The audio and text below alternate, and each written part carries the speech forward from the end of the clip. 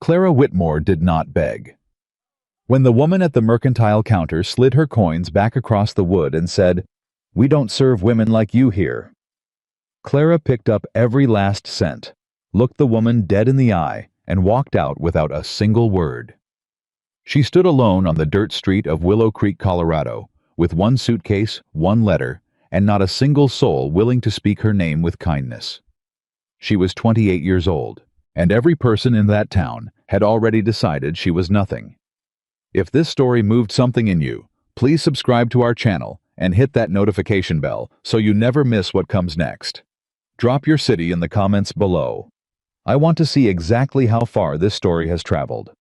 Now let's go back to where it all truly began. The letter had come 3 weeks earlier, folded twice, and sealed with plain wax, addressed to a boarding house in Denver, where Clara Whitmore had been living on what remained of her dignity and her last $4. The handwriting was deliberate, careful, the kind of penmanship a man uses when he is trying very hard not to sound desperate. Miss Whitmore, my name is Daniel Hayes. I operate a cattle ranch outside Willow Creek, Colorado. I have 3 daughters, 14, 10, and 6. I require a governess and housekeeper of good character and reasonable disposition. The position provides room board and a modest wage. If you are willing, I would ask that you come by the end of the month. I am not a man who asks for help easily. I would not be writing if I believed I had another choice. Clara had read the letter 4 times, not because she was unsure. She had known by the second sentence that she would go. She read it 4 times because there was something in those last 2 lines that she recognized, the way a person recognizes an old wound, not with pain exactly, but with the particular ache of understanding. I am not a man who asks for help easily. She knew what it cost a person to write those words. She had written something similar herself once in a letter she never sent. She packed her suitcase that same evening. The stagecoach ride from Denver to Willow Creek took 2 days and covered country that grew wilder and more unforgiving the further west it pushed. The other passengers kept to themselves. A merchant in a brown coat slept most of the journey. A young couple sat pressed together as though the cold would separate them if they let go. Clara sat by the window and watched the land change and tried not to think about what she was riding toward. She thought instead about what she was leaving behind. A town that had known her since childhood and decided in the last 2 years that it no longer recognized her. A house that had belonged to her father and then to debt. A reputation assembled carefully over 28 years and dismantled in a matter of months by people who preferred a simple story to a complicated truth. The complicated truth was this. Her father, George Whitmore, had been a schoolteacher and a gentleman who began losing his mind in small pieces when Clara was 24. First, the names went, students' neighbors, eventually her own. Then the dates. Then the ability to dress himself or remember whether he had eaten. Clara had been his only child. There had been no money to hire help and no family willing to offer it. So she had done everything herself every day for 4 years, until the morning she found him quiet in his bed and understood that the long fight was finally finished. By then, the house had been sold to pay medical debts. By then, the town had developed its own version of what Clara Whitmore was. They said she had isolated her father. They said she had driven away anyone who might have helped. They said a woman who gave up 4 years of her life to care for a dying man must have had her reasons, and those reasons were probably selfish. People who have never sacrificed anything find it difficult to believe that sacrifice can be genuine. It disturbs them. It makes them ask uncomfortable questions about their own choices. It is easier to find a flaw in the person who sacrificed. So they found one. They called her cold. They called her controlling. They said her father had wanted more visitors than she allowed, and that she had kept him from the people who loved him. None of it was true.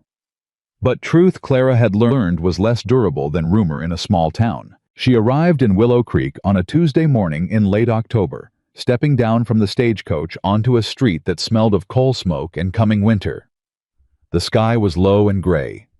The buildings along the main street were solid and practical: a bank, a general store, a hardware merchant, a church with a modest steeple. People moved along the boardwalks with their collars turned up and their eyes forward. Nobody looked at her with hostility. Nobody looked at her at all. She located the mercantile to purchase the small supplies she'd need for the first week, thread a tin of salve, 2 candles.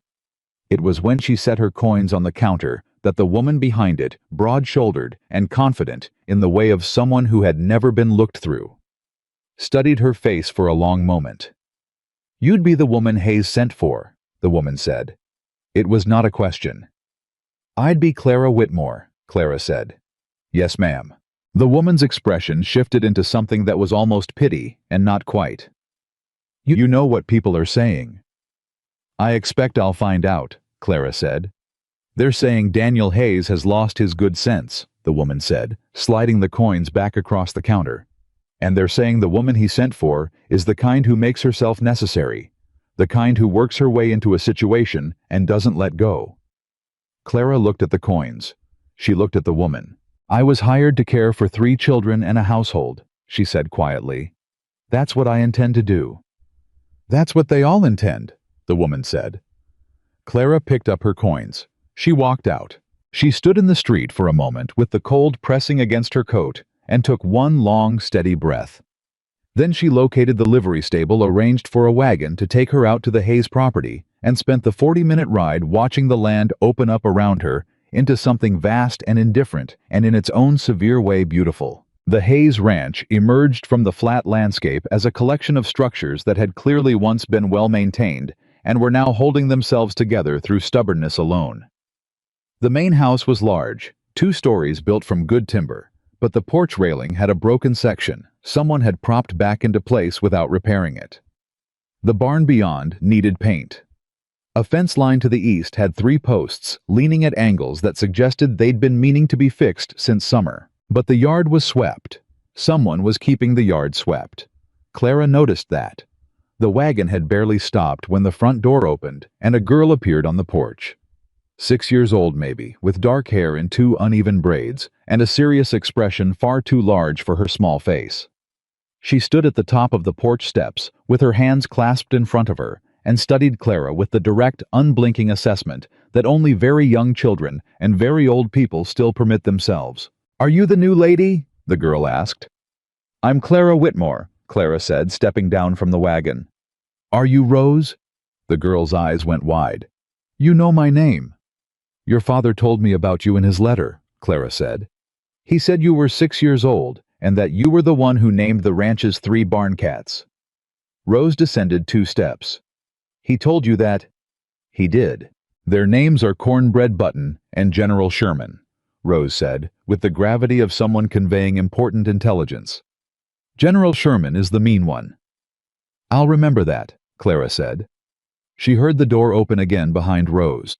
2 older girls appeared, one teenager, who crossed her arms the moment she saw Clara and stayed in the doorway, and one girl of about 10 who stood just behind the first, watching with an expression of careful neutrality.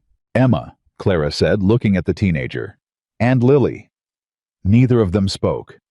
"I'm not here to replace anyone," Clara said. She hadn't planned to say it immediately, but something in Emma's face made the detour necessary. "I'm here because your father needed help and I needed work. That's the whole of it." Emma's jaw tightened. "Our father makes his own decisions." "He does," Clara agreed. "And I imagine he makes them carefully because what I can see already is that his daughters are paying close attention." Something flickered in Emma's expression. Not warmth, not yet, but something that might have been the faint precursor to it. Then a voice came from inside the house, rough-edged and carrying the flat exhaustion of a man who had been tired for a long time. "Emma, let her in." Emma stepped aside. Clara picked up her suitcase and walked through the door. Daniel Hayes was standing at the far end of the main room near the fireplace, and Clara's first clear thought was that he looked like a man who had forgotten how to stand without something to lean against. He was tall, broad through the shoulders, with the weathered face of someone who had spent years outdoors. But the weariness in his posture went deeper than weather or work. His eyes, dark brown and direct, moved over her with the same assessing quality as his youngest daughter's. Except where Rose had looked at her with open curiosity, Daniel Hayes looked at her with something closer to regret. "Miss Whitmore," he said. "Mr. Hayes." "You're smaller than I expected," he said. It was not unkind exactly. It was simply honest in the blunt way of a man who had spent too long without anyone to soften his edges. "Most people are smaller than expected," Clara said, "until you need them." He held her gaze for a long moment. Then he nodded once slowly and gestured toward the hallway. "Emma will show you your room. Supper is at 6. The girls are in school mornings home by midday. The house needs—" He stopped, pressed his mouth into a line, seemed to be deciding how much to say. "It needs a good deal of attention." "I noticed the fence line on the east property," Clara said. His eyes sharpened slightly. "The fence line isn't your concern." "I meant the yard is being kept up," Clara said. "Someone is doing that carefully. I noticed it because the yard and the fence line together tell two different stories about how much a family can manage when they're running short." The room went quiet. Rose was watching her with both hands pressed against her cheeks in an expression of pure fascination. Lily, still standing near the door, had gone very still. Emma was looking at the floor. Daniel Hayes said nothing for a moment. Then very quietly he said, "Emma keeps the yard." "I thought so," Clara said. She looked at Emma directly. "You've been working very hard." Emma lifted her chin. "Somebody had to." "Yes," Clara said simply. "Somebody did, and you did it well." Emma did not soften, but she also did not look away. It was a beginning. The room Clara was given was small at the back of the upper hallway, with a window that faced the eastern range. The bed was plain, but solid. The quilt on it was handmade in a pattern of blue and ivory squares, and despite the general exhaustion of the house, it had been recently laundered. Someone had placed a small jar on the windowsill, dried wildflowers, brown and papery now, but arranged with deliberate care. Clara sat on the edge of the bed and held her suitcase in her lap for a moment. She allowed herself 30 seconds to feel the full weight of where she was and how she had come to be here. The emptiness of it. The strangeness. The faint, persistent terror of beginning again in a place that had already decided not to want her. Then she set the suitcase down, opened it, and began to unpack. Supper that first night was a quiet, tense affair. Daniel sat at the head of the table and said very little. Emma served the food with practiced efficiency and watched Clara from the corner of her eye the entire time. Lily ate without speaking and kept her gaze on her plate. Rose sat beside Clara and narrated the meal in a running whisper. "That's the bread, I helped make it. We put too much salt this time, but Papa says it's fine." Until Emma shot her a look that quieted her. Clara ate what was given her, asked for nothing more, and when supper was finished, she stood and began clearing the table before anyone could tell her not to. "You don't have to do that tonight," Daniel said. "I know," Clara said. "I want to." He watched her for a moment. Then he pushed back from the table and went to sit near the fireplace. The three girls watched Clara clear the table and wash the dishes with varying degrees of suspicion and curiosity. When she had finished and set the last clean dish in the rack, she dried her hands and turned to find Rose standing directly behind her. "Will you read to us?" Rose asked. Emma said instantly, "Rose." "It's a reasonable question," Clara said. She looked at Emma. "Would that be all right with you?" Emma opened her mouth, closed it, looked briefly painfully young beneath all the responsibility she had wrapped herself in. "Lily picks the book," she said finally. It was not permission exactly, but it was an opening, and Clara knew better than to ask for more than she was given. Lily, silent until now, crossed to the bookshelf near the far wall and stood studying the spines for a long moment. Then she pulled out a thin, battered volume and held it out to Clara without looking at her. It was a collection of folk tales. The cover was worn soft with handling. "Your mother's," Clara guessed. Lily's chin dipped, just barely. "Yes." Clara took the book with both hands. She carried it to the chair nearest the fire and sat down. Rose immediately climbed into the narrow space beside her with the easy confidence of someone who had never been told she was taking up too much room. Emma settled on the far end of the sofa, with her arms crossed and her expression carefully arranged to suggest she was only staying because she had nothing better to do. Lily sat on the floor near the hearth, with her knees drawn up and her face turned slightly away. Clara opened the book. She read 2 stories that night. The second one, A tale about a woman who walked alone through a haunted forest and was not afraid because she carried the voices of everyone who had ever loved her, made Rose fall asleep mid-sentence. Her head a warm, trusting weight against Clara's arm. When Clara looked up, she found Lily watching her from the floor. Their eyes met. Lily looked away quickly. But not before Clara saw what was in her face, something raw and aching and cautious, and underneath it all, desperately hopeful. She carried Rose upstairs herself because Emma moved to do it, and Clara said quietly, "Let me. You've done enough today." And the way Emma's shoulders dropped just slightly, just for a moment before she straightened them again, told Clara everything she needed to know about how long that girl had been holding herself together. Daniel was still at the fireplace when Clara came back downstairs. He was sitting with his elbows on his knees and a glass in his hands that he wasn't drinking from, just holding, staring into the fire, the way a man stares when he's having a conversation with someone who isn't in the room. Clara didn't speak. She went to the kitchen, heated water, made a pot of coffee, and set a cup on the small table near his chair. He looked at the cup. He looked at her. "You didn't have to do that," he said. "I know," she said, and went upstairs to bed. That was the first night. The days that followed had their own particular rhythm, established not by agreement, but by observation. Clara learned the household by watching it, which drawer stuck, which floorboard creaked, where the spare lamp oil was kept, which of the girls woke early, and which one needed 3 calls before she stirred. She learned that Emma did the washing every Monday and Thursday, without being asked that Lily kept a small journal hidden beneath a loose board under her bed, that Rose had a ritual of touching the doorframe of her parents' bedroom every morning before she came downstairs, palm flat against the wood, eyes closed, as though pressing her love through it. Clara never mentioned the journal. She never said a word about the doorframe ritual. Some things a child needed to keep. She made small changes carefully, never announcing them. She moved the morning cooking earlier by 20 minutes so that breakfast was hot when the girls came downstairs instead of merely warm. She found Daniel's accounting records tucked into a wooden box on the high kitchen shelf, and without saying anything, began organizing them into a system she could understand. She repaired the loose hem on Lily's second dress, which the girl had been hiking up with a safety pin for what looked like several months. When Lily put the dress on one morning and found the hem straight and clean, she stood in the kitchen doorway for a long moment before she said in a very careful voice, "Thank you." "You're welcome," Clara said without turning from the stove. Lily stayed in the doorway. "How did you know which one?"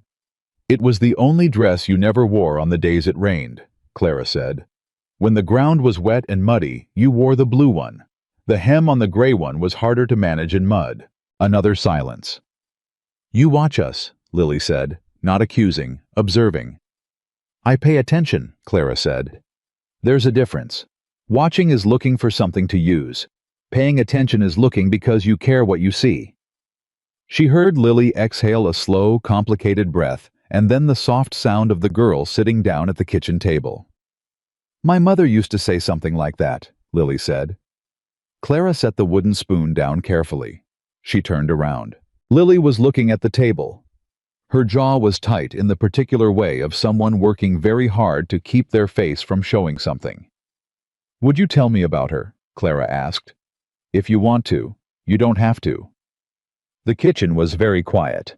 Outside, a wind was moving through the pines, and the sound it made was low and steady like breathing. "She made the best biscuits," Lily said finally. Her voice was barely above a whisper. "We tried to make them the same way after she died, and they always come out wrong. And Emma says we're measuring wrong, but I think it's something else. I think it's just—" She stopped. "I think it's just that she's not here." Clara sat down across from her. "I think you're right," she said. Lily looked up. Her eyes were bright, but she hadn't cried yet, was holding it back with everything she had. "It's allowed to be that way," Clara said. "Some things are wrong because a person is missing. Not because you measured wrong. Not because you didn't try hard enough.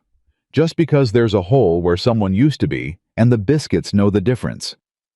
Something broke open in Lily's face. She cried then, not loudly, not with the dramatic grief of a child, but with the quiet, thorough weeping of someone who had been holding an enormous weight for a very long time and had finally found a surface strong enough to set it down on. Clara did not move to her. She did not say hush, or it's all right, or everything will be okay, because none of those things were true, and Lily was old enough to know it. She simply stayed at the table and let the girl cry until the crying was finished. When Lily lifted her head and wiped her face with the back of her hand, she looked exhausted and lighter at the same time. "I'm sorry," she said. "Don't be," Clara said. "I haven't done that in a long time," Lily admitted. "I know," Clara said. Lily studied her. "How?" "Because you carry yourself like someone who decided a long time ago that crying wasn't allowed," Clara said. "I recognize it. I did the same thing for about 4 years." "What happened after 4 years?" Lily asked. Clara was quiet for a moment. "I ran out of road," she said. "And I cried anyway, and the world didn't end." Lily considered this carefully the way she considered everything. "Did it help?" she asked. "Not right away," Clara said honestly. "But it cleared some room, made it easier to breathe." The biscuits Lily helped her make that morning came out imperfect in their own way, too brown on the bottom, not quite right, and Lily ate one and said quietly, "Still not the same." "No," Clara agreed. "But they're yours." Lily wrapped 2 in a cloth and set them on the windowsill, when Clara asked why the girl said without looking at her, "So she knows we're still trying." Clara turned back to the stove so Lily wouldn't see her face. It was in the second week that things with Emma came to a head. Emma had not been hostile exactly. She had been vigilant, the way a soldier is vigilant, constantly assessing, constantly on guard, doing her work with flawless efficiency, and maintaining a distance between herself and Clara that was perfectly polite and utterly impenetrable. She thanked Clara when thanks were appropriate.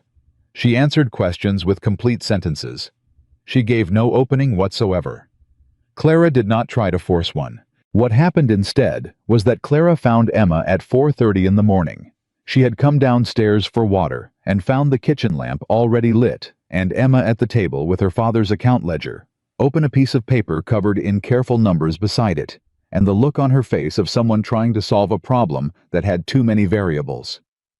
Clara stood in the doorway. Emma looked up. For just one instant before the armor came back up, her face showed exactly how young she was and how frightened she was and how long she had been doing this alone. Then she straightened. "I couldn't sleep," she said. "Neither could I," Clara said. She went to the stove, built up the fire, put water on to heat. She sat down across from Emma. She did not ask to look at the ledger. She did not offer to help. She just sat there. Emma watched her for a moment with narrowed eyes, as though Clara were a calculation she was trying to work out. "Papa doesn't know I do this," Emma said finally. "All right," Clara said. "He'd be upset. He'd say it wasn't my job." "He'd be right," Clara said.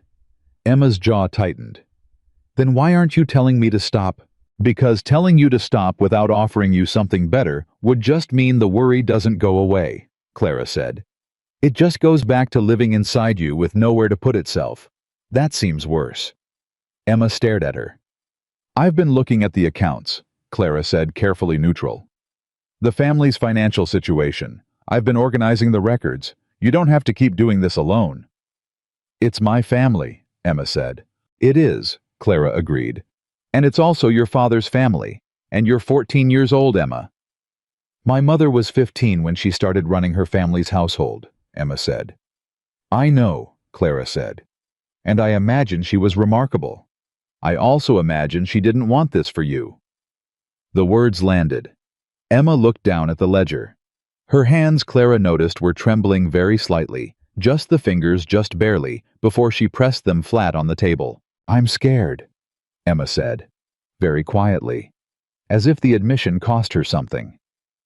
"I know," Clara said. "If the ranch fails, then we figure out what comes next," Clara said. "That's all we can do." "But Emma." She waited until the girl looked up. "You are allowed to be a daughter. You do not have to carry an entire family on your shoulders. That is not your job. It was never your job. And your mother—" Clara paused, made sure her voice was steady. "Your mother would not want you to grow up this fast." Emma's eyes filled. She blinked hard twice, 3 times, pushed it back down.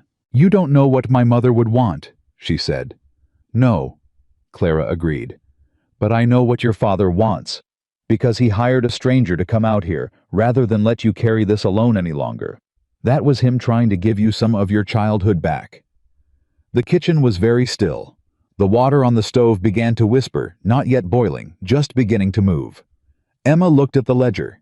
Then she pushed it across the table to Clara. Not all the way. Just a few inches. Just enough. "The bank," she said. "There's a number here that doesn't add up." Clara pulled the ledger toward her. She looked at the number Emma was pointing to, and she felt something shift in her chest, a small quiet click, like a door unlocking, because Emma was right. The number didn't add up, and in the months to come, that number would matter more than anyone in the Hayes Ranch yet understood. But that was later. That night in the kitchen at 4:30 in the morning, what mattered was that Emma Hayes had pushed a ledger 2 inches across a table to a woman she did not yet trust. And Clara had caught it. She put water in both cups. She sat with Emma until the sky began to lighten outside the kitchen window. Both of them bent over numbers that told the story of a family trying to hold itself together. Neither of them said much. They didn't have to. By the end of the second week, Daniel Hayes was watching Clara the way a man watches something he doesn't know how to categorize. He had expected problems. He had expected his daughters to resist, had expected Clara to either falter or overreach, had expected the household to require constant management and mediation. Instead, the house had gotten quieter in the particular way that meant something was working. Not the quiet of tension held tight, but the quiet of people who didn't have to fight anymore to get through the day. Rose had started sleeping through the night. Lily had started talking at meals. Emma had stopped setting the table with the rigid precision of a soldier performing a duty, and had started doing it with the slightly careless ease of a girl who believed the table would be there tomorrow. I didn't know how Clara had done any of it. He had watched her more than he should have, more than was comfortable to acknowledge, and what he had seen was a woman who moved through his household like someone who understood that care, real care, did not make noise. It did not demand recognition. It simply showed up every day and did the next necessary thing. He was not ready to call it trust, but he was beginning to understand that he had been wrong about her in the first 5 minutes when he had stood at the fireplace and looked at her slight frame and thought too small. She was not too small. She was exactly the size of what she carried, what he could not admit. Yet what he pushed down every time it surfaced was that watching Clara Whitmore move through the house he had shared with his wife felt like something was being both taken and returned at the same time. Like a window being opened in a room that had been shut too long, like air coming back in. He was not ready for that. He was not sure he would ever be. But late one evening, coming in from the barn to find the house warm and lamplit, and the sound of Clara reading aloud, drifting down the hallway, and his youngest daughter's laugh, Rose's laugh, which he had not heard in months, bright and sudden and completely unself-conscious. His hand stopped on the door, and he stood there for a moment in the cold, listening. Just listening. And for the first time in 2 years, the house did not feel like a place where something had been lost. It felt like a place where something was slowly being found. He went inside. He hung up his hat. He sat down near the fire. And for the first time in a very long time, Daniel Hayes did not spend the evening alone with his grief. He spent it listening to his daughter's laugh. It was, he would think later, the night he stopped believing Clara Whitmore was a mistake. He just wasn't ready yet to figure out what she was instead. The morning. Everything shifted, started with a broken egg, and ended with something Clara had not expected to feel for a very long time. She was at the stove when Rose came running into the kitchen so fast her boots skidded on the floorboards, and she grabbed Clara's skirt with both hands and said, breathless and urgent, "General Sherman bit Lily." Clara turned from the stove. "Badly." "She's crying," Rose said. And then, as if this were the more alarming detail, "Lily never cries." Clara was already moving. She found Lily in the barn, sitting on a hay bale with her hand pressed against her arm, and her jaw clamped so tight the muscles in her cheeks were jumping.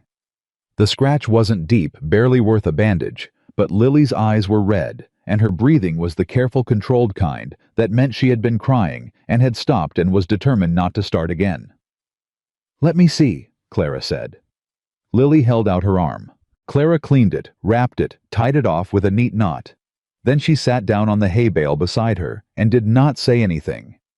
Lily lasted about 45 seconds. "It's not the scratch," she said.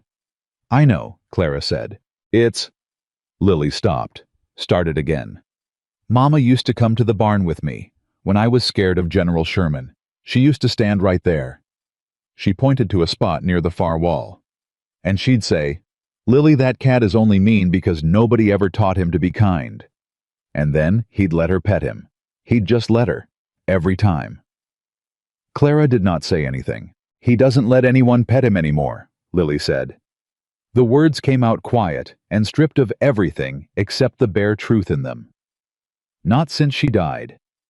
Clara looked at the cat. General Sherman was sitting in a patch of pale light near the barn door, watching them with the flat, judgmental gaze of an animal who had decided the entire world was beneath him. "Maybe he's grieving too," Clara said. Lily looked at her. "Animals know," Clara said. "They feel loss the same as we do. They just can't explain it, so they act out instead." Lily was quiet for a moment. Then she said very carefully, "Is that why Papa gets so angry sometimes? Because he can't explain it?" Clara breathed in slowly. "I think your Papa is carrying a great deal," she said. "And some of it is too heavy to hold steady." "He never used to get angry," Lily said. "Before." "No," Clara said. "I imagine he didn't." Another silence. The comfortable kind that had started to develop between them in the past 2 weeks. The kind where neither of them felt obligated to fill it. "Miss Clara," Lily said. Do you think he'll be okay?" "Eventually." Clara looked at her hands. She thought about the honest answer and the kind answer, and decided, as she usually did with Lily, that they were the same thing. "I think he already is a little," she said. "A little more than he was a month ago." Lily considered this. Then she said, with the precise, unsentimental logic of a 10-year-old who had seen too much, "A little is better than nothing." "A little is exactly where everything starts," Clara said. She stood, held out her hand. Lily took it, and they walked back to the house together, and General Sherman watched them go with an expression that Clara could have sworn was slightly less hostile than before. The first real confrontation with the town came on a Friday. Clara had taken the girls to the market. Rose between her and Lily. Emma walking slightly ahead with the deliberate independence of a 14-year-old who wanted it known she was not a child being escorted, but a person choosing to go in the same direction. They were at the dry goods counter when Mrs. Patricia Hollis arrived. Patricia Hollis was a substantial woman in the way that meant she occupied space in a room, the way furniture does. You arranged yourself around her without being asked. She was married to the man who ran the bank. She was the head of the town's Ladies' Aid Society, and she had an opinion about everything and the social authority to deliver it in public. She looked at Clara, then at the 3 Hayes girls, and smiled with all her teeth. "Miss Whitmore," she said, "I heard you'd settled in at the Hayes place." "I've been there 3 weeks," Clara said pleasantly. Patricia tilted her head. "I do hope Daniel knows what he's doing, bringing a strange woman into his house with 3 impressionable girls." She said it lightly, conversationally, as though it were a mild concern and not a grenade set on a counter. Emma had gone very still. Clara felt Rose's hand tighten around her fingers. "I imagine he does," Clara said in the same pleasant tone. "He strikes me as a man who thinks carefully about his decisions." "Of course." Patricia smiled again. "We're all just so concerned about those girls. They've been through enough, haven't they? The last thing they need is disruption." "I think what they need," Clara said, "is for the people who care about this town to direct that energy towards something more useful than worrying about a governess." The smile on Patricia Hollis's face thinned at the edges. Rose whispered very quietly against Clara's arm. "She's making the face." "Hush," Lily whispered back. "I'm simply saying," Patricia continued, "that people talk. And what people are saying is that a woman alone with no family, no property, Mrs. Hollis." Clara kept her voice gentle, and her spine absolutely straight. I am here because I was hired to do a job. I am doing it. If the town has concerns about a woman working honestly for her wages, I respectfully suggest that says more about the town than about me." Patricia stared at her. Emma, 3 feet away, pressed her lips together hard. "Well," Patricia said at last, "I can see you're very certain of yourself." "I'm certain of my purpose here," Clara said. "That's all." She paid for the dry goods, gathered the girls, and walked out. They were halfway down the boardwalk before Emma fell into step beside her rather than ahead of her. She didn't say anything for half a block. Then she said in a voice stripped of its usual armor, "Nobody talks back to Mrs. Hollis." "Someone ought to," Clara said. Another half block of silence. "She's the one who told Papa he should send us to live with our aunt in St. Louis," Emma said. "After Mama died. She said he couldn't manage 3 girls on his own, and that he needed to be realistic." Clara stopped walking. Emma stopped too. "He didn't send you," Clara said. "He told her." Emma's mouth curved, brief and fierce and proud. "He told her that his daughters would be raised on the land their mother loved, and that anyone who thought otherwise could mind their own affairs." Clara looked at her. "He said it nicer," Emma added. "But that was what he meant." "Good," Clara said. And Emma for the first time genuinely smiled at her. It lasted only a second. Then she straightened and walked ahead again. But it was there. It had happened. Clara filed it away carefully in the place where she kept the things that mattered. The second Friday of November brought the first hard frost, and it brought Daniel Hayes to a place he had been avoiding for 2 years. Clara found him in this barn at dusk, not working, just standing in front of the old mare's stall with his arms on the top rail and his head down. She had come to bring him his supper because he hadn't come in at the hour she expected, and she could tell by the quality of the quiet coming from the barn that something was wrong. She set the plate on the workbench. He didn't move. "Daniel," she said. It was the first time she'd used his given name, and she heard him register it, a small shift in his shoulders, the barest turn of his head. "Leave it," he said. "I'll be in." "All right," she said, and didn't leave. He turned then, looked at her with the red-edged, dry-eyed look of a man who had decided some time ago that he was finished crying and was wrong. "She used to love this time of year," he said. "The first frost. She'd bring the girls out to see the ice on the grass and she'd say—" He stopped. His jaw worked. "She'd say the world was getting dressed up for winter. That's how she said it. Getting dressed up." Clara stayed where she was. "I can't go into the kitchen," he said, without hearing her. "I can't." He pushed off the rail, moved 2 steps away from it. "It's been 2 years. Everybody says it gets easier, and it doesn't get easier, it just gets quieter, and the quiet is its own kind of thing." "I know," Clara said. "You lost someone," he said. Not a question. He'd worked it out by now, she thought, had seen enough of how she moved through loss to recognize someone who had been educated by it. "My father," she said, 4 years ago." "Is it true what you said to Lily?" He was looking at her directly now. "That you ran out of road." "I said the world didn't end," Clara said. "And it didn't." "That's not the same as saying it got better." "No," she agreed. "It's not." He exhaled. It was a long breath, exhausted and private, the kind a person releases when they've stopped performing for a moment. "The girls are better," he said. "Since you came. Emma sleeps. Lily talks. Rose." His voice caught briefly. Rose stopped waiting by the window. Clara felt something move through her chest at that. She used to wait at the window, every night, 6 months, maybe more, sitting by the front window after supper watching the road. He looked at the ground. "I didn't know how to make her stop. I tried everything. And then it just stopped. Last week. She told me she wasn't waiting anymore because you'd read her a story about a girl who understood that the people who loved you left pieces of themselves behind, and you carried them with you, and so they were never really gone." Clara was quiet. "Did you tell her that?" he asked. "Something like it," Clara said. "It's what I believe." He looked at her for a long moment. The lamplight in the barn was low and warm, and it made everything look closer than it was. I hired you to run the house, he said. I know. You've done considerably more than that. I did what was needed, she said simply. Why? He asked. And it was a genuine question. She could hear it, not suspicious anymore, not guarded, just open. Just a man trying to understand something. Clara thought about it carefully. Because your daughters needed someone to see them, she said. Not manage them, not raise them by a list of tasks. Just see them. And she paused. I'm good at seeing people. It's maybe the one thing I'm reliably good at.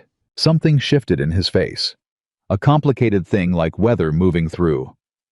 I was wrong about you, he said, when you arrived. You were careful, she said. That's different from wrong. I thought you were too small for this, he said. You've mentioned that. I was wrong about that too. Clara smiled just slightly. Yes, she said. You were. He didn't smile back, but something in the set of his face eased like a fist, unclenching very slowly. Don't let the supper go cold, she said, and left him there. She was at the top of the porch steps when she heard him quietly behind her. Miss Whitmore. She turned. He was standing in the barn doorway, the light from inside casting him as a silhouette, large and still. Thank you, he said, for staying. She held his gaze across the yard for a moment. Thank you for asking me, she said, and went inside. That was the night the distance between them changed. Not by much, not in any way either of them was ready to name, but the quality of the air between them was different after that. The way air is different after a door has been opened. Still the same air, but moving differently, changed by the knowledge that it could. The crisis began on a Wednesday. It began so quietly that Clara almost missed it. She was organizing the accounts. She had been working through Daniel's financial records for 3 weeks by then, slowly and methodically, the way you work through something that has been neglected long enough to grow tangled. When she found the discrepancy that Emma had pointed to that first sleepless morning, she found it, and then she found it again in a different column, and then she found a third instance of it in a record from 8 months prior, and she sat back in the kitchen chair and felt the specific cold calm of someone who has just realized that a problem is considerably larger than they thought. The bank had been adjusting Daniel's loan terms, not all at once, not obviously.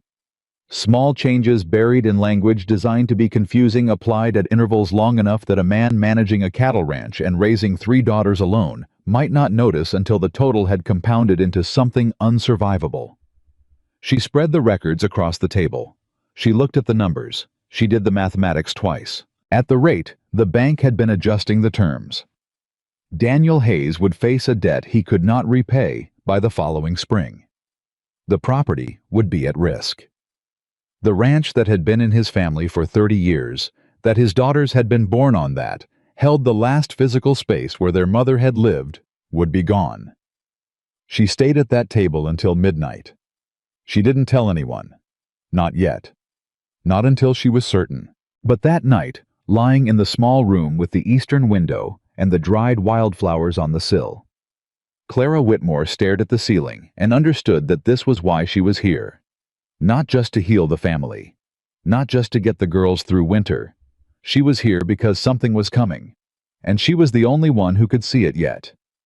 What happened next, she could not have prepared for. 3 days later, on a Saturday afternoon, Patricia Hollis arrived at the ranch. She came in a hired buggy, dressed in her formal coat, with the expression of someone delivering news they have been anticipating with pleasure for some time. Daniel was out on the north field. Clara answered the door. Patricia looked her up and down. I need to speak with Mr. Hayes. He's working, Clara said. Can I help you? I doubt it. Patricia smiled thinly. But you could take him a message. Tell him that the bank has sent notice of a review of his loan terms. His payment schedule will be re-evaluated at the end of the month. Clara felt the specific chill of someone hearing out loud the thing they had already discovered in numbers. I'll tell him, she said. I imagine, Patricia said, that it will be quite a difficult conversation. The Hollis Bank has been very patient with Daniel given his circumstances.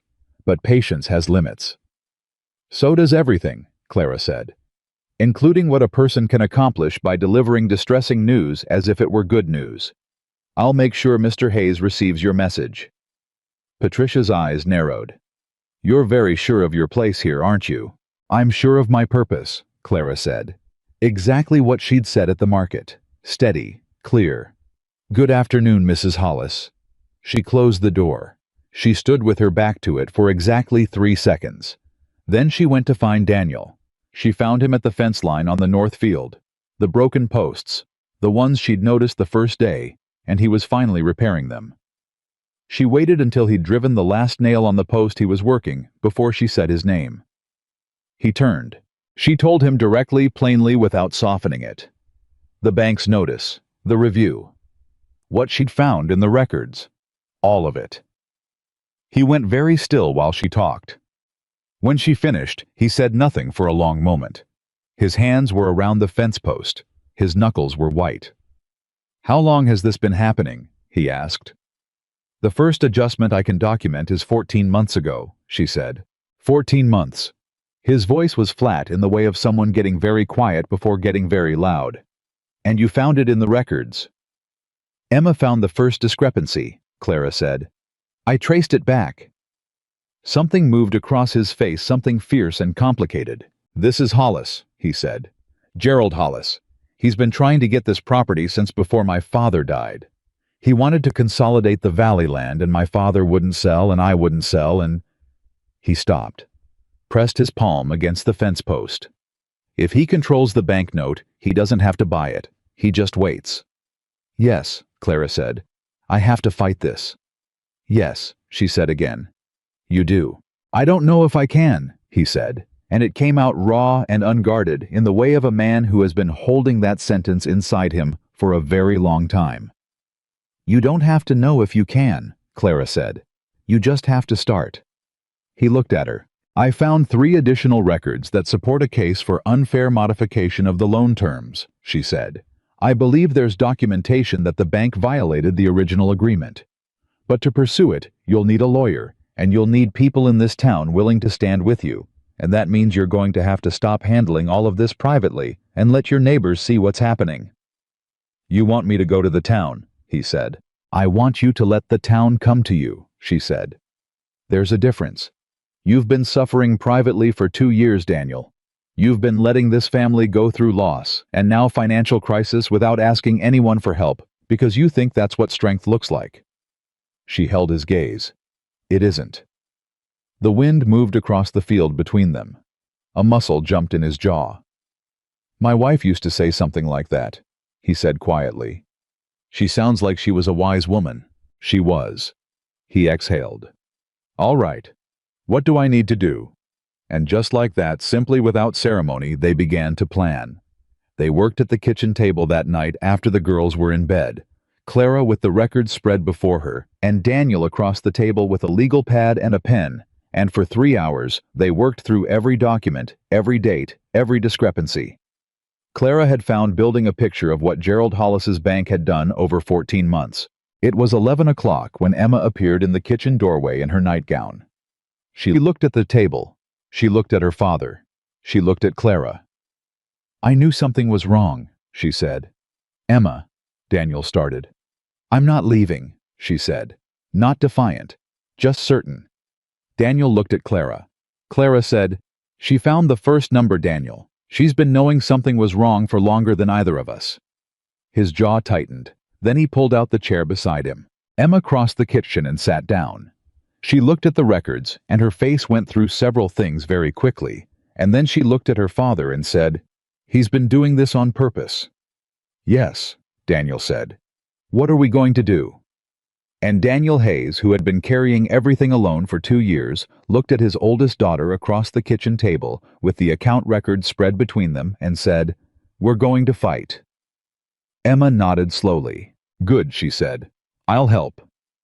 Clara watched them, father and daughter, 14 months of silent shared fear, suddenly visible between them, being seen by both of them for the first time, and felt something shift in the room, like a weight being redistributed. Not removed, but shared. It was past midnight when Daniel looked up from the records and said without preamble, "You didn't have to do this." "The records," Clara said. "Any of it," he said. "You came here to keep the house. That's what you were hired for." He looked at her steadily. "This is considerably more." "It is," she agreed. "Why?" She thought about the answer she'd given him in the barn. Saw that he needed something different this time, not a general truth, but a specific one. "Because when I was in Denver," she said slowly, "after my father died and everything was gone, and I had nothing. I had one letter.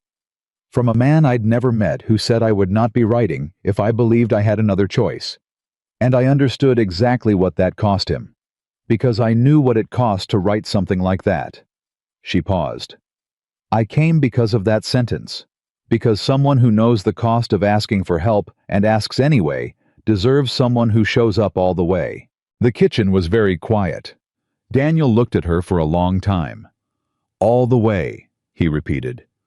"All the way," she said. He looked back down at the records, and then quietly he said, "Thank you, Clara." Not Miss Whitmore. Clara. She heard it. She felt it land somewhere deep and steady. "Get some sleep," she said. "Tomorrow we start." He nodded. He stood. He paused at the kitchen door. "Clara." She looked up. "The woman nobody wanted," he said very quietly. "That's what they called you. In town." "I know," she said. "They were wrong," he said. He went upstairs. Clara sat alone at the kitchen table for a while with the lamp burning low and the records spread around her, and the whole dark weight of what was coming pressing against the window from outside. She was not afraid. She had run out of road before and found more road on the other side. She would do it again. Outside, the first real snow of winter began to fall on Hayes Ranch, silent and steady, covering the yard that Emma kept swept, and the fence posts that Daniel had finally repaired, and the porch where Rose had stopped waiting by the window. The family was still broken in a dozen places, but it was beginning slowly and imperfectly, and with great effort to hold. The snow that fell that first night kept falling. By morning, it had covered the yard 3 inches deep, and by the time Daniel came in from checking the cattle, his coat was white across the shoulders, and his expression was the particular kind of controlled that meant something was wrong, and he had not yet decided how wrong. Clara set his coffee on the table without being asked. He sat down, wrapped both hands around the cup, stared into it. "2 of the older steers didn't make it through the night," he said. Clara sat down across from him. "How many does that leave you?" she asked. "Enough," he said. "For now." He looked up. "If the cold holds another 2 weeks, we'll lose more.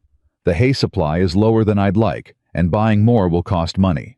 I was planning to put towards the banknote." "How much time do we have before the review?" Clara asked. 18 days. 18 days. She turned the number over in her mind the way you turn a stone looking for what's underneath it. "Then we use the 18 days, she said. He looked at her. "You make it sound simple." "It isn't simple," she said. "But it's possible.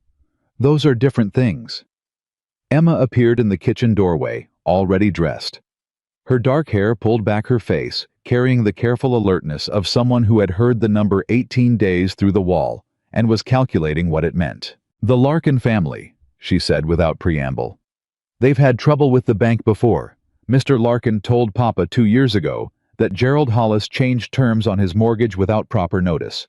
He was angry about it, but he didn't fight it." Daniel looked at his daughter. "You remember that conversation," he said. "I remember everything," Emma said without apology. Clara looked at Emma. "If Larkin experienced the same adjustment, the same pattern in the records, then your father isn't the only one this has happened to. And a pattern means evidence." Emma crossed the kitchen and sat down at the table as though she had been sitting at this table for these conversations her entire life, which Clara understood she essentially had just without anyone acknowledging it. "Who else?" Clara asked. Emma listed 4 names. Daniel wrote them down. That was how the day began.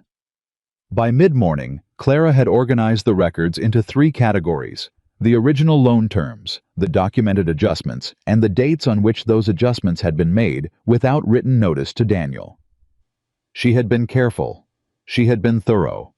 She had cross-referenced every number twice, because the kind of fight they were building could not afford a single error.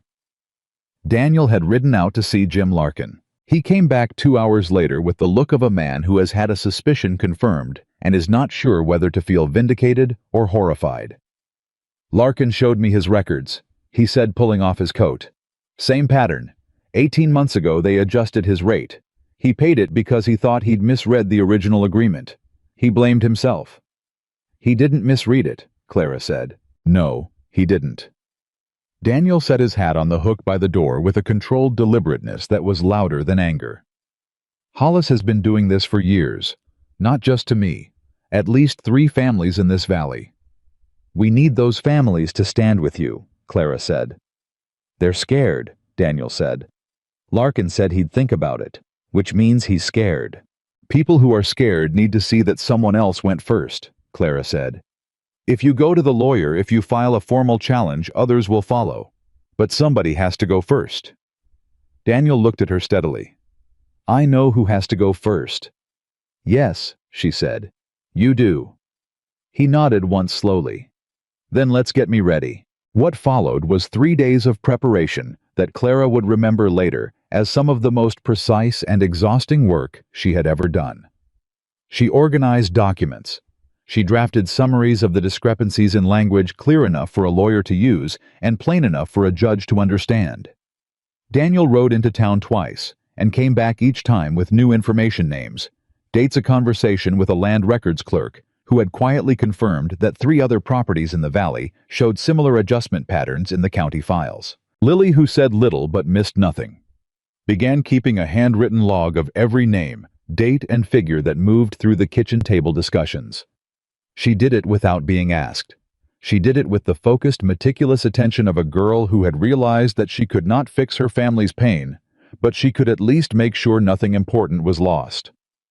When Clara noticed the log, she said, Lily, this is extraordinary. Lily shrugged with the careful nonchalance of someone who did not want to appear proud. It helps to see it all in one place, she said. May I use this when we speak to the lawyer? Lily looked up. You'd use mine. Yours is better organized than mine, Clara said honestly. Lily pressed her lips together to control a smile. She slid the notebook across the table. Take it, she said. I made a copy anyway. Clara laughed, genuinely surprised out of it, and Lily, startled by the sound of it, laughed too. It was the first time Clara had heard her laugh fully. It was the kind of laugh that started in the chest and couldn't be contained, the kind that belongs to someone who has remembered briefly and completely that they are still a child. Daniel heard it from the hallway. He stood there for a moment outside the kitchen door and listened to his daughter laugh and did not move until it was finished. Then he walked in and said very quietly to no one in particular, I haven't heard that in a long time. Lily looked down at the table, but she was still smiling. The lawyer's name was Thomas Arden, and he operated out of a single room above the hardware store in Willow Creek. He was a lean, precise man in his 50s who listened to Clara lay out the documentation with the expression of someone hearing information he had been expecting for some time. When she finished, he said, How long did it take you to put this together? About 3 weeks of organizing and 3 days of work I could point at, she said. He looked at the records. He looked at Lily's notebook. He looked at Daniel. Mr. Hayes, he said, are you prepared for what happens if you file this complaint? Tell me what happens, Daniel said. Gerald Hollis is the most powerful man in this valley, Arden said. He controls the bank, he has property all along the western ridge, and he has been trying to consolidate this land for the better part of 15 years. If you challenge him formally and publicly, he will make your life very difficult. My life, Daniel said, is already very difficult. Arden almost smiled. Fair point. He looked at the documents again. The evidence here is solid, unusually solid. If you have even 1 or 2 other landowners who can provide corroborating records. 3, Clara said. Possibly 4. Arden looked at her. You've already spoken to them. Mr. Hayes has. 2 of them are willing to provide their records if Daniel files first. Arden was quiet for a moment, thinking, calculating, measuring the distance between what was right and what was safe. File the complaint, he said finally. I'll draft it today. Daniel exhaled. Clara did not. She stayed very still because she knew this was the moment after which nothing would be the same, and moments like that deserve to be felt fully. "There's one more thing," Arden said. He set down the papers and looked at Daniel directly. "Hollis will know within 24 hours that you've filed. He will respond. And the way men like Hollis respond is not through the law, not first. It's through pressure. He'll call in whatever he can to make you back down before this gets to a hearing." "What kind of pressure?" Daniel asked. "I don't know specifically, but I'd watch the ranch carefully, and I'd make sure your neighbors know what's happening before Hollis can put his version of events in front of them." Daniel stood. He picked up his hat. He held out his hand to Arden. "File it," he said. They shook hands. Clara gathered the documents. She and Daniel walked out into the cold and stood on the street for a moment, the town moving around them with its ordinary noise and its ordinary ignorance of what had just changed. "It's done," Daniel said. "It started," Clara said. He looked at her sideways. "You don't let anything be simple, do you?" "Simple things don't need me," she said. He almost smiled. Almost. The corner of his mouth moved in the direction of it, and then he put his hat on and turned toward the livery to collect his horse, and Clara watched him go and felt the particular weight of a thing that has been set in motion and cannot now be stopped. She hoped she had set it in motion in the right direction. The answer came faster than she had expected. 2 days after the complaint was filed, Daniel came in from the barn in the mid-afternoon, too early, wrong time. His jaw set and his eyes carrying something dark and controlled, and said, "Come outside." Clara followed him. In the yard stood 3 men she didn't recognize. Ranch hands by the look of them, but hired hands. Not Daniels carrying themselves with the particular looseness of men who have been told they have the backing of someone important. The one in the center, heavy-set and deliberate, said, "Mr. Hayes, Mr. Hollis wanted you to have a message." "Say it," Daniel said. "He says the complaint you filed is going to make this harder than it needs to be. He says he's a reasonable man, and reasonable men can work things out before they need lawyers and judges involved." "He had 14 months to work things out," Daniel said. "He spent those 14 months changing my loan terms without notice." The man shrugged. "Mr. Hollis says he's willing to renegotiate. He says he'll extend the payment period, give you another year if you withdraw the complaint." "And if I don't?" The man was quiet for a moment. He looked at the house. He looked at the barn. He looked at Clara briefly with an assessment that was not threatening exactly, but was designed to be understood as significant. "He says ranching is hard work," the man said. "And harder without good faith from your lender." Daniel took 1 step forward. Clara put her hand on his arm. He stopped. "Tell Mr. Hollis," Clara said, stepping slightly forward, her voice even and clear, "that Mr. it, and tell him that the documentation supporting the complaint has already been provided to the County Land Records Office and to 2 other landowners whose records show the same pattern. So if Mr. Hollis is calculating how to make this harder than it needs to be, he might want to consider whether he can afford the arithmetic." The 3 men looked at her. The one in the center looked at Daniel. Daniel said nothing, just held the man's gaze with the steady, immovable quality of someone who has decided. The man nodded slowly. "I'll pass it along," he said. They left. Daniel turned to Clara. She realized her hands were trembling slightly and pressed them flat against her skirt. "You shouldn't have stepped in front of me," he said. "You were about to do something that would have given Hollis grounds to claim provocation," she said. "I stepped in front of you so you didn't have to." He stared at her. "Clara," he said. "Daniel. That man. Didn't touch me," she said. "Didn't threaten me. Made a calculation and decided I wasn't worth the trouble, which is exactly what I counted on." I was quiet for a long moment. Something was moving through him.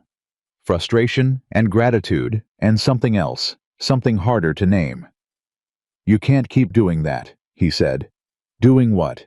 "Standing between my family and everything that's coming at it," he said. "That's not—" He stopped, started again. "That's not what I hired you to do." "No," she agreed. "It's not." "Then why do you keep doing it?" She looked at him steadily. "Because it needs doing," she said. "And I'm here." He held her gaze for a long moment. Then he turned and walked back toward the barn, and Clara stood in the yard until she was sure her hands had stopped shaking before she went back inside. That night, the fire happened. She woke Rose screaming. Not a nightmare scream, the kind Clara had learned to distinguish in the past weeks. The brief, sharp cry of a child caught between sleep and waking. This was continuous, high and sustained and real.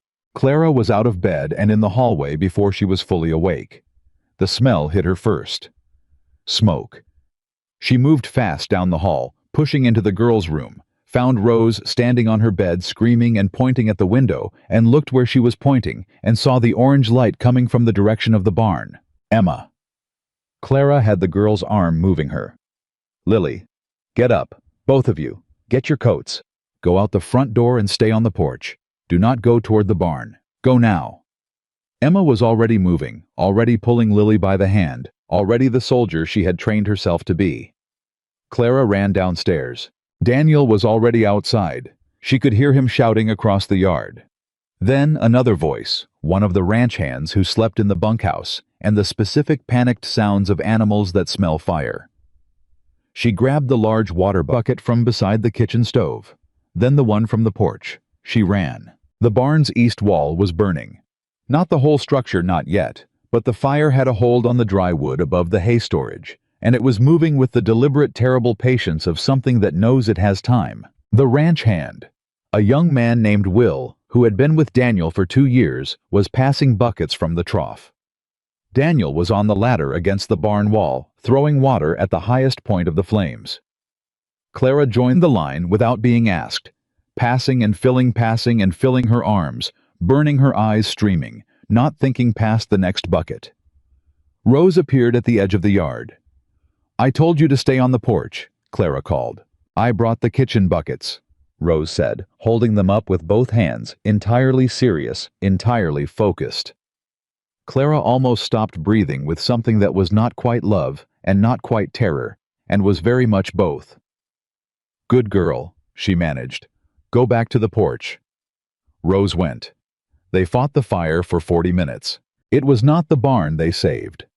The east wall was a loss by the time the flames were fully out, and a quarter of the hay stored against it was gone with it. What they saved was the structure, the main body of the barn, the remaining hay, the animals. When it was finally over, Daniel sat down on the ground in the yard with his back against the trough and his forearms on his knees and his head down. He was ash-gray across the face, and his hands were shaking, and he was breathing in the controlled, deliberate way of a man holding himself together through force of will. Clara crouched in front of him. "Are you hurt?" she asked. "No." His voice was rough with smoke. "Look at me." He raised his head. His eyes were red-rimmed from smoke, or from something else, and they moved over her face with an exhaustion so complete it looked like grief. "Hollis," he said. "We don't know that," she said. "Clara." His voice was flat and certain. "The east wall, the hay. They knew exactly where to hit to cost me the most and damage the least that could be proven." She held his gaze. "Yes," she said quietly. "I know."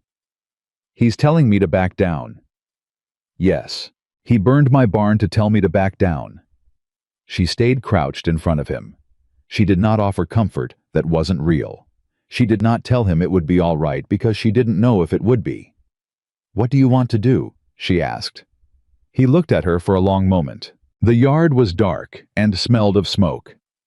The 3 girls were on the porch. She could see them from the corner of her eye, huddled together under one blanket. Emma's arm around both her sisters, watching their father with the wide, careful attention of children who understand that something important is happening. Daniel Hayes looked at his daughters on the porch. He looked at his burned barn. He looked at Clara. "I want to fight," he said. "Then we fight," she said. He nodded. Then slowly he pushed himself to his feet. He walked to the porch.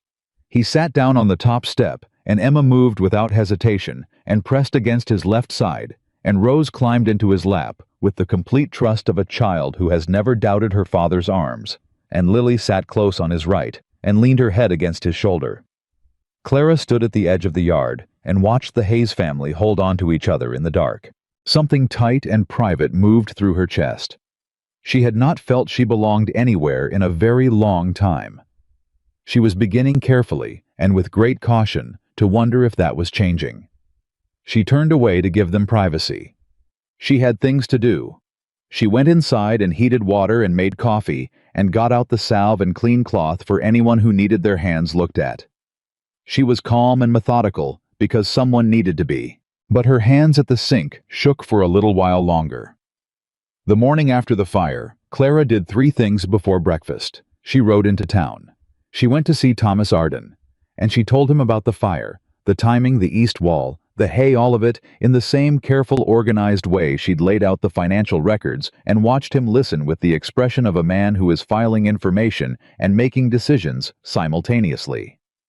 "Can it be proven?" he asked. "Not directly," she said. "But the timing is documented. 2 days after the complaint was filed. The location targeted the hay supply, exactly what a ranch needs most going into winter. If one of the other families who experienced loan adjustments has also experienced property damage or pressure of any kind." "You're building a pattern within a pattern," Arden said. "Yes." He was quiet. Then he said, "Miss Whitmore, do you know what you're doing?" "I'm trying to save a family's home," she said.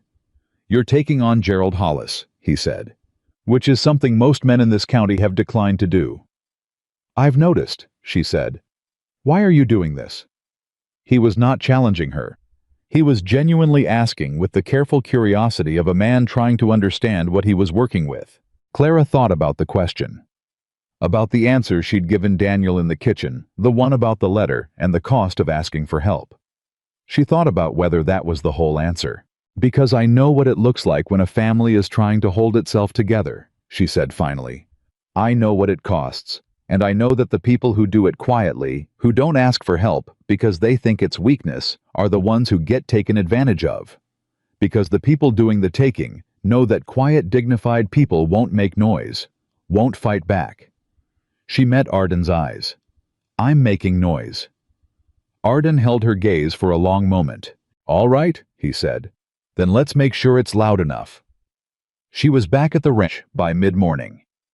She found Daniel at the burned barn wall, assessing the damage with the sober pragmatism of a man who cannot afford to spend time on what's already lost and needs to understand what remains. He was running his hand along the undamaged support beam when she came up beside him. "Arden is filing an additional complaint," she said. "Fire damage timing pattern of pressure. It won't prove anything by itself, but it builds the record." "Good," he said. He didn't look at her. He was looking at the beam. "Jim Larkin came by this morning." "What did he say?" "He said he's in." Daniel's voice was quiet and certain. "He said he'd been too scared before, but that if Hollis is willing to burn a barn with 3 children in the house—" He stopped. A muscle worked in his jaw. "He said he has records going back 2 years, and he wants Arden to have them."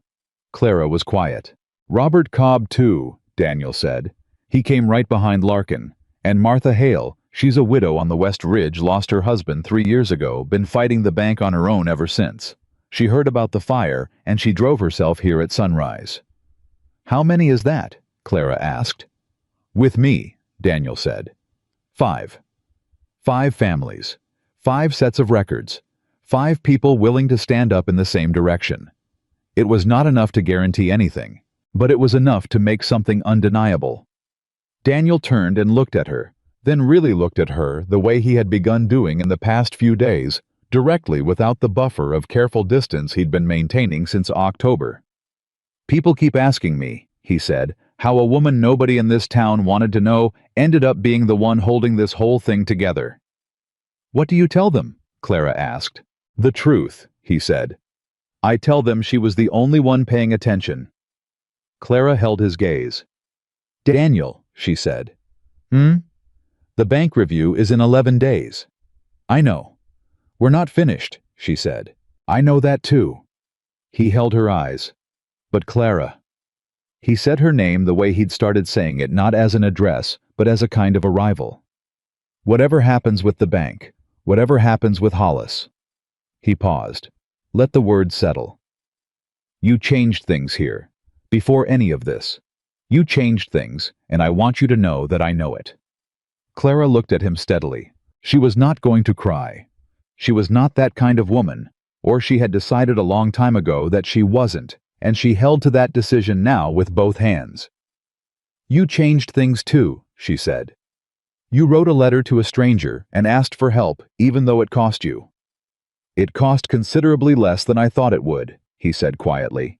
"Most things do," she said, "once you actually ask."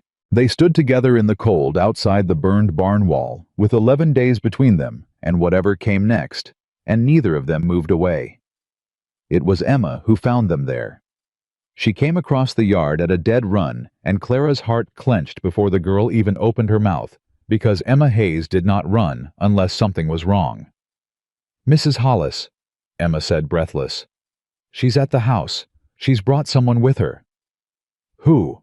Daniel said. Emma looked at Clara. "She says she's brought the county sheriff," Emma said, "and she says she has a complaint against Miss Clara." The cold hit differently then.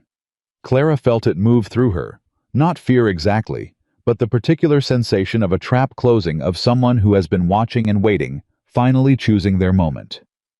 She looked at Daniel. He was already looking at her, and what she saw in his face was not doubt. "Whatever she's saying," he said, "it's not true." "You don't know what she's saying yet," Clara said. "Doesn't matter," he said. "Come on." He walked toward the house. Clara followed, and behind them Emma fell into step, chin-up jaw, set her father's daughter in every line of her. The three of them walked through the front door together. Sheriff Roy Callahan was a man Clara had not yet met, but she read him in the first 10 seconds. I was not a bad man. That was the first thing. He stood in Daniel's front room with his hat in his hands and the careful, uncomfortable expression of someone who has been asked to do something he does not entirely want to do, and has not yet decided how much that discomfort matters. He was in his 50s, solid with the weathered patience of a man who had spent decades navigating other people's disputes and knew the difference between a real complaint and a manufactured one. Patricia Hollis stood beside him with her hands folded and her chin elevated, and the particular stillness of someone who has rehearsed this moment. Lily and Rose were at the top of the stairs. Clara could feel them there without looking, the specific quality of held breath from above. Daniel walked in first, Clara and Emma behind him. "Roy," Daniel said. "Daniel."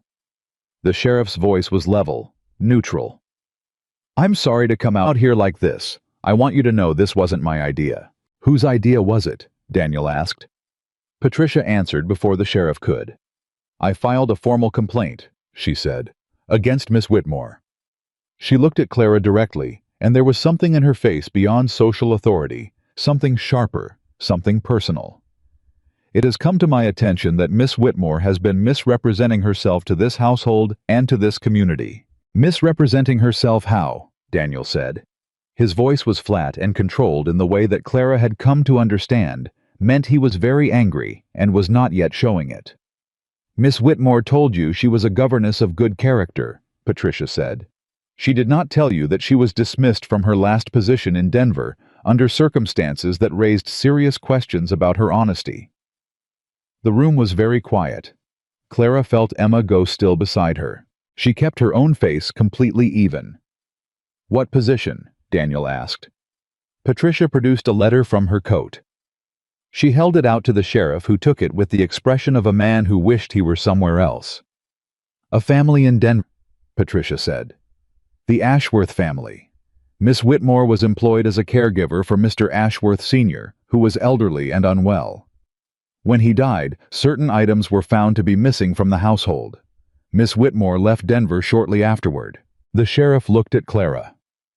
"Miss Whitmore, are you familiar with the Ashworth family?" "I am," Clara said. "Were you employed by them?" "I was, for 7 months. I cared for Franklin Ashworth during the final stage of his illness. And when he died," Clara said, "his son accused me of theft.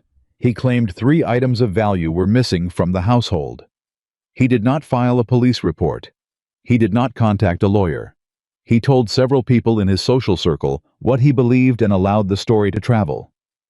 She kept her voice steady and her eyes on the sheriff, not on Patricia. The items he claimed were missing were a silver watch, a set of cufflinks, and a ring. 2 weeks after I left Denver, I received a letter from Franklin Ashworth's personal attorney informing me that all 3 items had been found in a drawer in the son's bedroom. The attorney apologized on behalf of the family. I have that letter. Silence. You have it here, the sheriff asked. I have it with me, Clara said. I carry it, because I learned 2 years ago that stories travel faster than the truth, and a woman alone cannot afford to be without her evidence. She went to the hallway to the small bag she kept on the hook by the stairs and removed the letter. She brought it to the sheriff and set it in his hand. He read it. His expression shifted not dramatically, not with any display, but perceptibly. The discomfort in his face deepened and became something more like quiet anger, directed somewhere other than at Clara. He folded the letter carefully and held it out to her. I owe you an apology, Miss Whitmore, he said, for walking into your place of employment with an unverified complaint. You didn't know it was unverified, Clara said. You were doing your job. He nodded. Then he turned to Patricia Hollis. Patricia's composure had not broken. People who have operated from a position of social authority for long enough develop a composure that does not break easily, that simply reconfigures itself around new information, the way water moves around a stone without changing its direction. I was clearly given inaccurate information, she said. Her voice was smooth. I acted in good faith. Did you? Daniel said. It was not a question. Patricia met his eyes. Daniel, I have known you for 15 years. I knew your wife. I have only ever wanted what was best for this family.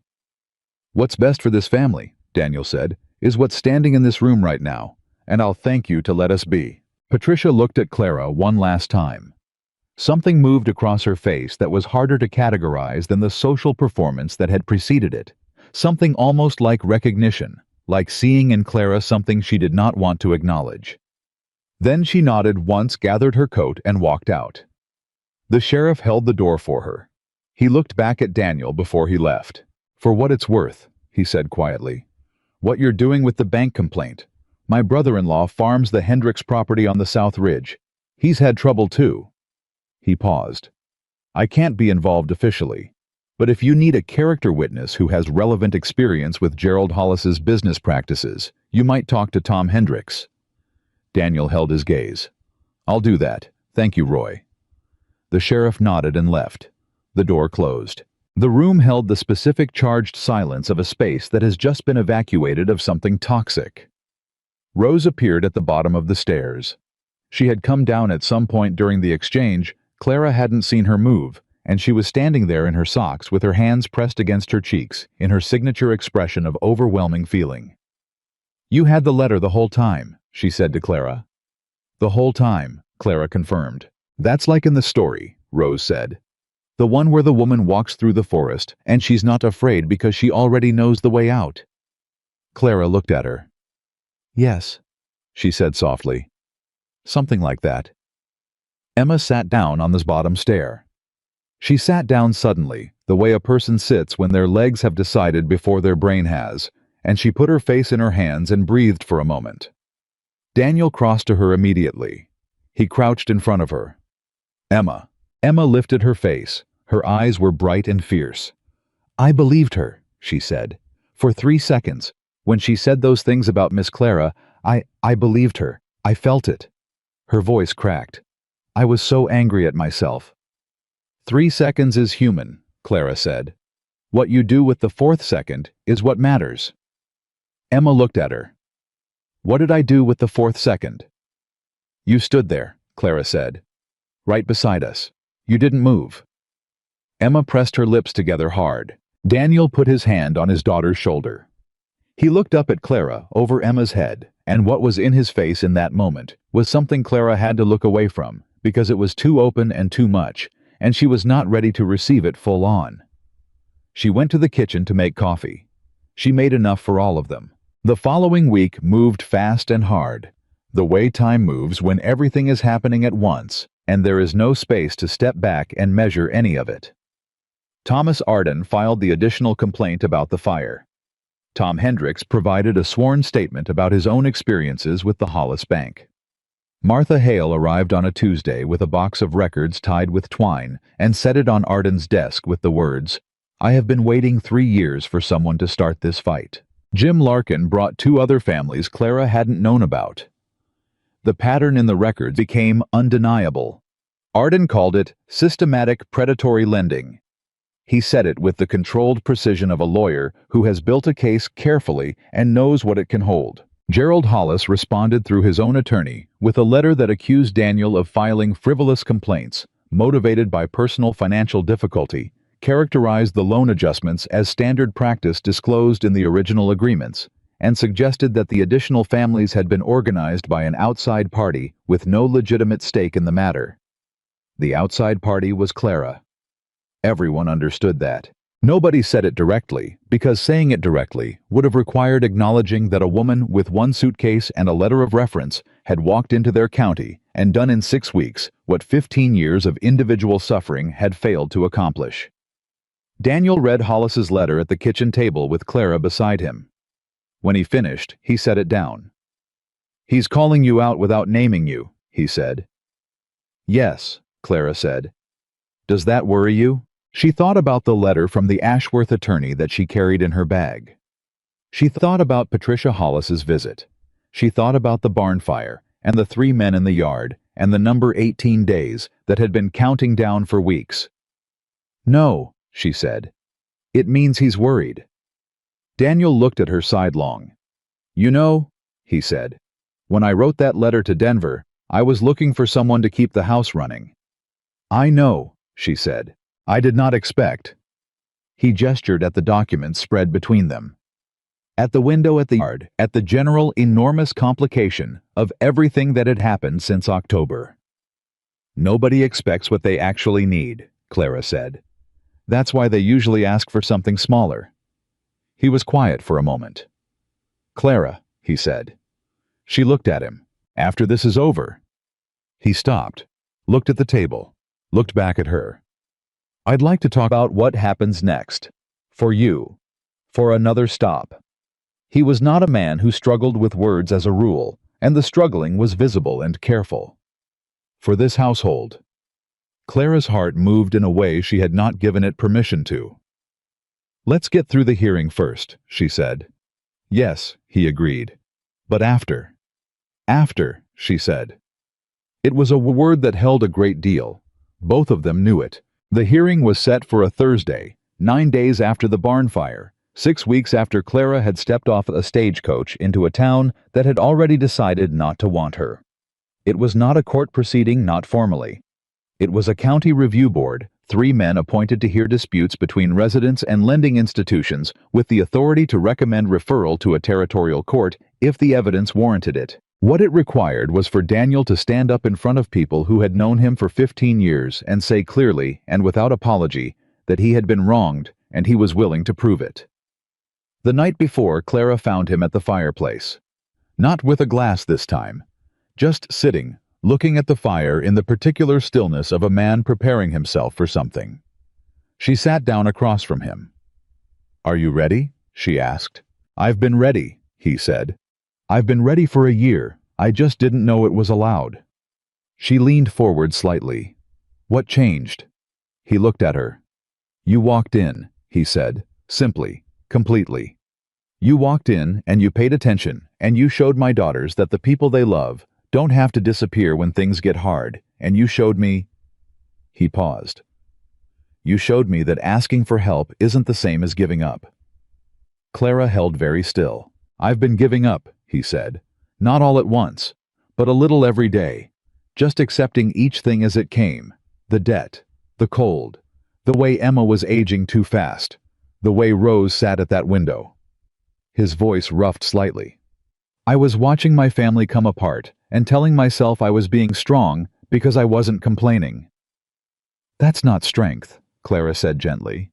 "That's endurance. They're not the same thing." "I know that now. Strength is what you're doing tomorrow," she said, "standing up." He looked at her for a long time. "Come with me," he said. "Tomorrow, to the hearing." "I was planning to," she said. "Not as the woman who organized the records," he said. "As—" He stopped again. That careful struggling. "I want you beside me, not behind me, not managing things from a distance. Beside me." The fire crackled between them. Clara understood exactly what he was asking. It was not a small thing. In a town like Willow Creek, in a hearing. Like the one tomorrow, a woman sitting beside a widowed man was a statement. People would see it. People would talk. Patricia Hollis would find a way to use it. And none of that changed Clara's answer. "All right," she said. He nodded. Something in him settled, not relaxed exactly, but resolved. "There's something I need to tell you," he said then. His voice shifted, became more careful. "Tell me," she said. "Before Margaret died." He said it was the first time Clara had heard him say his wife's name. "She told me something. I've thought about it every day since." He looked at the fire. "She said, 'Daniel, you are going to grieve me wrong. You're going to think the right way to honor me is to stop.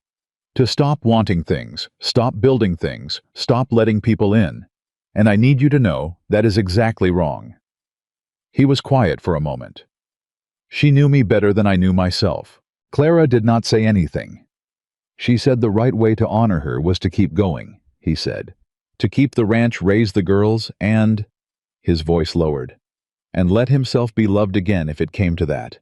Her words, not mine. The fire was the only sound. "She sounds," Clara said carefully, "like a remarkable woman." "She was," Daniel said. "And she would have liked you." Clara felt that land somewhere deep and permanent. "She would have said you were exactly what she ordered," he added with the faint ghost of something that was almost humor. "She would have been wrong about that," Clara said. "Nobody ordered me. I came on my own." He looked at her then, and the ghost of something became an actual, real, quiet smile. The first complete one she had seen from him, unguarded and genuine, the kind that reached the eyes. "Yes," he said. "You did." They sat together by the fire for another hour, not talking much, the comfortable silence of two people who have been through enough together that silence no longer requires filling. When Clara finally went upstairs, she passed the girls' room and heard Emma's voice low and careful through the door. "Don't know what's going to happen tomorrow," Emma was saying. "And Rose, Clara knows." "Clara doesn't know everything, Rose." A pause. Then, Rose, with the serene, unshakable confidence of a 6-year-old who has decided something, she knows enough. Clara stood in the hallway for one moment. Then she went to bed. The hearing room was the largest space in the county courthouse, a room with long benches and a raised platform where the 3 board members sat, and enough space for perhaps 40 people. When Daniel walked in, there were 60. Clara had not expected that. She had expected Arden, the 5 families, and whatever Hollis brought with him. She had not expected the Larkin daughters sitting in the second row. She had not expected Martha Hale in her good dress, with her hands folded and her chin level. She had not expected Tom Hendricks and his wife, or the young couple from the eastern property who Clara had seen only once at the market, or the reverend from the church near the schoolhouse, or most unexpectedly, the woman from the dry goods counter. The one who had slid Clara's coin back across the wood on her first day in Willow Creek, sitting in the 4th row, with her hands in her lap and her expression carrying the complicated dignity of someone who has decided to do better. Daniel stopped just inside the door. Clara felt his arm go still under her hand. "Did you do this?" he asked quietly. "No," she said honestly. He looked at the room.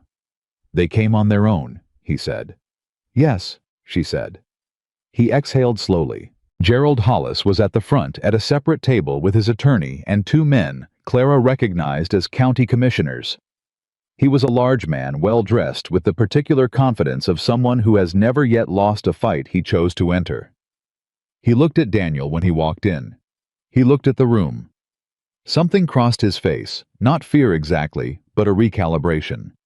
A man who walked in expecting a manageable situation and found something larger than he'd planned for. His eyes moved to Clara. They stayed there for one long moment. Clara held his gaze. She did not look away first. The board chairman called the hearing to order. What followed was 2 hours of testimony documents cross-reference and the particular tense procedural dance of a formal dispute. Arden presenting the case. Hollis's attorney deflecting and recharacterizing the board members, asking careful questions. The room behind the tables staying absolutely collectively silent in the way of people who understand that their presence is itself a statement, and they are making it with everything they have. Daniel testified. He was not a man who performed emotion.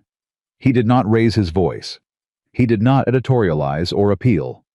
He told the truth in the flat, direct way of someone who has decided that the truth is sufficient and does not require decoration. He said what had been done to his loan terms. He said when. He said what it had cost his family. He said he had not come alone and gestured briefly to the room behind him. The board chairman asked Hollis's attorney to respond to the documented adjustments. The attorney spoke for 11 minutes and said very little that was not already answered by the records Arden had prepared. Then the chairman asked if anyone else wished to address the board. Martha Hale stood up. She was perhaps 60, small-framed, with gray hair, and the absolute stillness of a woman who has long since stopped being afraid of rooms full of people. She said in a clear and unhurried voice that she had experienced the same pattern of loan adjustment on 3 separate occasions over 2 years, that she had been told each time it was standard practice, and that she had discovered by comparing her records to Daniel Hayes's that the adjustments occurred at the same intervals and in the same amounts. She said she had been too afraid to say so before. She said she was not afraid now. She sat down. Jim Larkin stood next. Then Tom Hendricks. Then 2 others. Each one said what had happened. Each one said they had been afraid. Each one said they were not afraid now. The room was absolutely still. Hollis's attorney conferred in a low, urgent voice with his client. Clara watched Hollis's face during that conference, watched the recalibration happening in real time, the calculation of what was salvageable, the recognition that the number of people in this room had changed what was possible. The board chairman called a recess. They deliberated for 40 minutes. When they came back, the chairman said that based on the documentation presented and the corroborating testimony of multiple landowners, the board found sufficient grounds to recommend the case for territorial court review. He said that pending that review, the current loan terms on the Hayes property and 4 other documented properties would be frozen at their original contracted rates. He said Gerald Hollis's institution would have 30 days to respond to a formal inquiry. He said it in the measured language of a board chairman, careful and procedural. What it meant was you won this round. The room behind the tables did not erupt. These were not people who erupted. They were farmers and ranchers and widows and working people who had spent years being quiet and careful and had come today to be something else. And what they did was simply exhale collectively, audibly, the long breath of people who have been holding something for a very long time. Daniel sat very still. Clara sat beside him. After a moment, he turned to look at her. His face was doing something complicated and controlled, and she could see him working to hold it. "Clara," he said. "I know," she said. He nodded, swallowed, looked at the table for a moment, and then back at her. "It's not over," she said. "Territorial court." "I know it's not over," he said. "But today," he stopped. "Today it's something." "Today it's something," she agreed. Emma appeared at Daniel's other shoulder. She had come from the row behind them, and she put her hand on her father's arm, and he covered it with his own immediately, and without looking the reflex of a father who has never once not known where his children were. "Papa," Emma said. "I know," he said. "Lily's crying," Emma said. "She's trying not to, and making it worse." Daniel turned. He found Lily 2 rows back, sitting with Rose with her face averted, and her jaw working, and her eyes very bright. Rose had her small hand patted firmly on her older sister's knee in an expression of support that was so earnest it was almost unbearable. Daniel stood. He moved through the benches to his daughters. He sat between them and put one arm around each of them, and Lily, who had been holding it together for the better part of 2 hours, finally stopped holding it. She cried the way she had cried in the kitchen that morning with Clara, not loudly, not dramatically, but fully, completely, with the relief of someone whose body has been waiting for permission. Clara watched from her seat. Across the room, Gerald Hollis walked out with his attorney without looking back. He had lost ground today, but he was not finished, she knew that. Territorial court would be harder and longer, and she did not underestimate what he was capable of.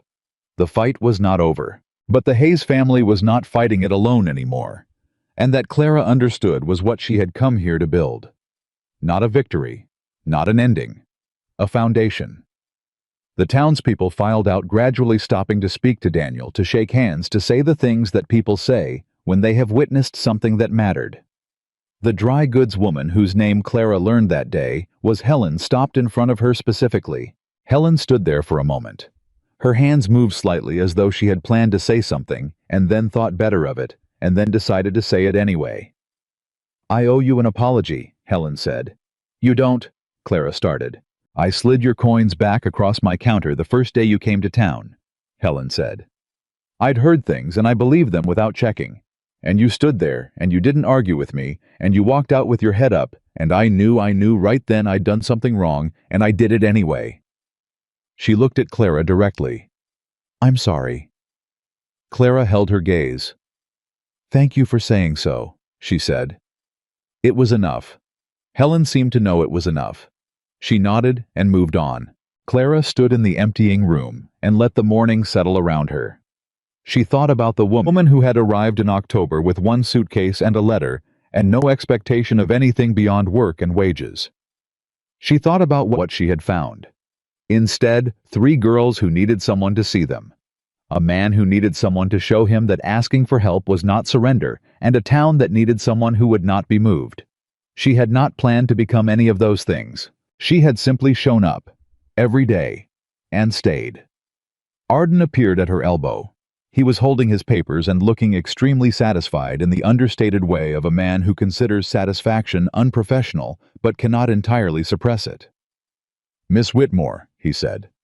"Mr. Arden." "The territorial court will take 6 to 8 months, he said. "It will be difficult. Hollis will bring everything he has." "I know," she said. "He may come after you specifically," Arden said. "You're the most visible and the most—" he chose his word carefully— "unconventional element in this case." "He already came after me," she said. "It didn't work." Arden looked at her for a moment. "No," he said. "It didn't." He tucked his papers under his arm. "I'm glad Daniel Hayes wrote to Denver." "So am I," Clara said. She found Daniel outside on the courthouse steps, Rose on his hip, and Lily pressed against his side, and Emma standing one step below him, talking with Jim Larkin's eldest son, with the careful, bright-eyed energy of a girl who has just discovered that the world is not purely hostile and is recalibrating accordingly. Daniel looked up when Clara came through the door. He shifted Rose on his hip and held out his free hand, not offering to shake it, not a formal gesture, just open, extended, an invitation. Clara looked at his hand. She looked at his face. She walked down the steps and took it. His hand closed around hers, warm, certain, unhurried, and he didn't say anything, and she didn't either, and around them the morning continued with its ordinary noise and its extraordinarily altered light. Rose looked at their joined hands with the expression of someone whose theory has just been confirmed. "I knew it," she said to no one in particular. Emma from the step below, without turning around, said, "Rose." "What?" Rose said. "I did." Lily on Daniel's other side pressed her lips together, looked at the sky, said with enormous dignity and just the faintest trace of a smile, "She did know it." Daniel looked at Clara.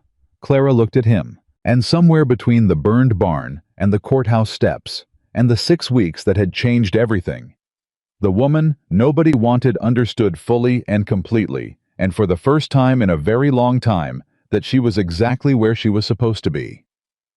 The ride home from the courthouse was quiet in the way that only happens after something enormous has passed through a space and left it rearranged. Rose fell asleep against Clara's arm before they cleared the edge of town.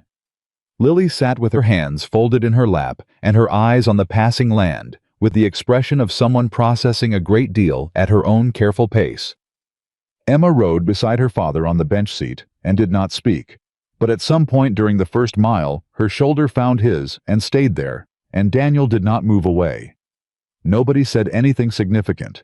Nobody needed to. What had happened in that hearing room was still settling into the ground of all of them, the way rain settles into dry earth, not instantly absorbed, but working downward, finding all the places where the ground had been cracked and hollow, beginning the slow work of filling them. It was only when the ranch came into view, the main house, the barn with its repaired wall, raw and pale against the older timber, the yard that Emma had kept swept through every hard week, that Daniel said quietly, "We're going to have to rebuild the east wall properly before spring." "Yes," Clara said. "I'll need help with that." "Jim Larkin offered," Emma said. "I heard him tell you." "He did," Daniel agreed. "Tom Hendricks too," Lily added without looking up. "I heard his wife say it to Martha Hale while the board was deliberating." Daniel looked at his daughters. Something moved across his face, a profound and private reckoning, the expression of a man, understanding all at once how much his children had absorbed, how much they had carried, how thoroughly they had been paying attention through every difficult month. "When did you get so sharp?" he asked. Lily looked up. "Mama," she said simply. Emma nodded once. Rose, still mostly asleep, murmured, "And Clara," without opening her eyes. The silence that followed was the warmest one Clara had ever sat inside. The weeks after the hearing moved differently than the weeks before it. The weight did not disappear. The territorial court filing was real, and Hollis was real, and the burned wall, and the frozen ground, and the depleted hay supply were all still real, but the weight was distributed now across more shoulders than just Daniel's, and that changed its character entirely. A burden shared is not halved. Clara had learned that years ago. It is something more complicated than that. It is transformed. It becomes evidence that you are not alone, and evidence that you are not alone changes what you believe you can survive. Neighbors came.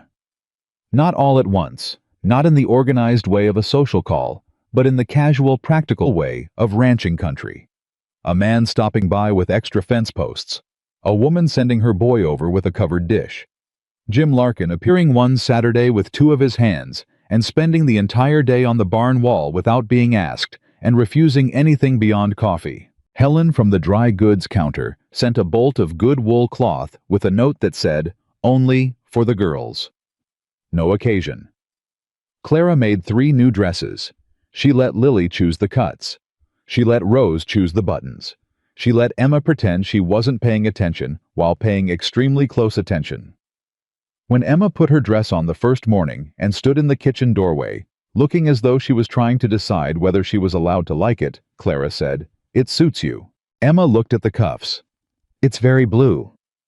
"You chose the fabric," Clara said. "I know." A pause. "I like blue." "I know," Clara said. Emma looked up. Her face was doing the thing it did now, more often, letting things through instead of holding everything back.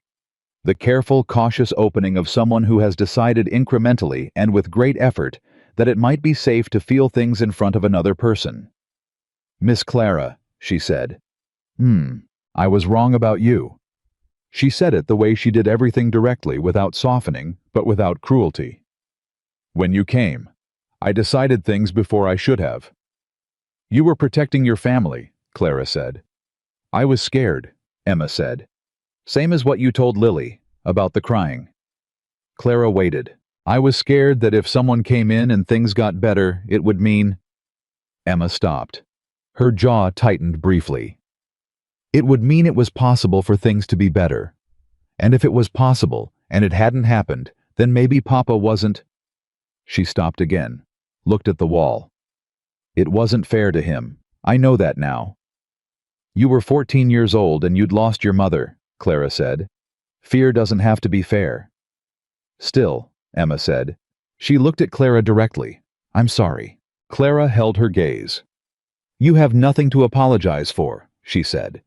"You did what you had to do, And then, when it mattered, you sat down at that table and you pushed the ledger 2 inches toward me.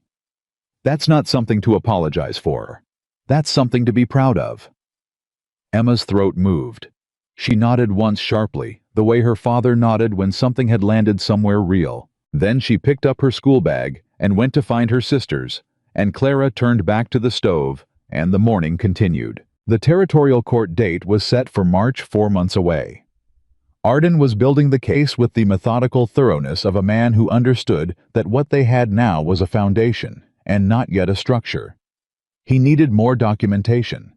He needed the corroborating records from all 5 families in organized form. He needed witness statements prepared carefully enough to withstand the kind of legal pressure Hollis would bring. He needed Clara. He did not say this directly. He said it by arriving at the ranch on a Tuesday and asking if Miss Whitmore might be available to review a set of cross-referenced documents, and Clara looked at him and said, "How much do you have?" And he put a box on the kitchen table that contained 3 months of work and said, "All of it."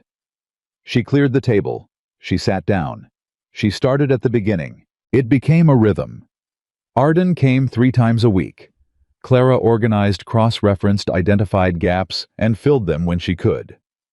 Daniel reviewed everything she completed and signed what needed signing and wrote out to gather anything else Arden needed from the other families.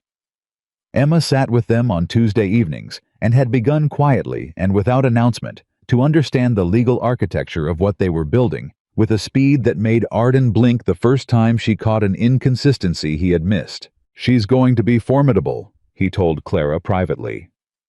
"She already is," Clara said. "She's been formidable since she was 12. She just hasn't had anyone tell her that was allowed." He looked at her with the expression of someone adding something to their understanding. "You do that," he said. "Tell people things are allowed." "Someone has to," Clara said. "Most people spend their whole lives waiting for permission they could have given themselves." It was in December, 6 weeks after the courthouse, and 8 weeks after the fire, that the second twist came. Not from Hollis. From a direction Clara had not anticipated. A letter arrived from Denver. She recognized the handwriting before she opened it, the particular forward-slanting script of her father's former attorney, a man named Gilbert Cross, who had managed the estate sale and the debt settlement, and who had sent her exactly one piece of correspondence since her father died, which was the letter explaining that there was nothing left. She opened it at the kitchen table alone before anyone else was up. She read it twice. Then she set it down and looked at the window for a long time. Franklin Ashworth's son, the one who had accused her of theft and never formally retracted it, had died in November. A sudden illness. And his estate being settled now had produced a document his father had prepared before his death, a formal written account of what had actually happened in the Ashworth household during Clara's employment, exonerating her completely, and additionally, in the specific and careful language of a man who had known he was dying and wanted certain things set straight, identifying his son as having lied about the missing items in order to avoid paying Clara's final 2 months of wages. Franklin Ashworth had known. He had been too ill to do anything about it while he was alive. But he had prepared the document, and Gilbert Cross was writing to inform Clara that she was entitled to the back wages, an apology from the estate, and a formal written exoneration that could be filed with the county records in Denver.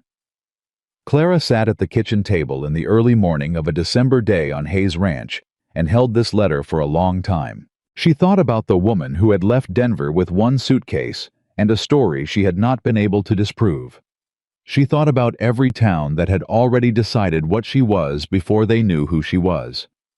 She thought about the letter she had carried in her bag for 2 years, the one from the attorney saying the items had been found, and how she had carried it, not because it fully cleared her, but because it was the closest thing to proof she had. She thought about the fact that she had been right, not in a triumphant way, in the quiet, specific way of someone who spent years knowing something and having no way to make anyone else know it. She had been right the whole time. She set the letter down. She made coffee. She was still sitting there when Daniel came downstairs. He read her face the moment he entered the kitchen. She knew he could do that now, had learned her in the way that people learn each other when they are paying real attention, and he said before he'd even reached the table, "What happened?" She slid the letter across to him. He read it standing up. When he finished, he set it on the table and stood there for a moment, with his hands flat on the surface and his head down, and she could see him working through what it meant, all of it, from Denver to Willow Creek to right now. Then he looked up. "The woman who slid your coins back across the counter," he said. "Helen," Clara said. "The men who wouldn't talk to you at the market." "Yes." "Patricia Hollis coming here with a sheriff." "Yes." His jaw was tight. 2 years, Clara. 2 years of carrying this." "I'm used to carrying things," she said. "You shouldn't have to be," he said.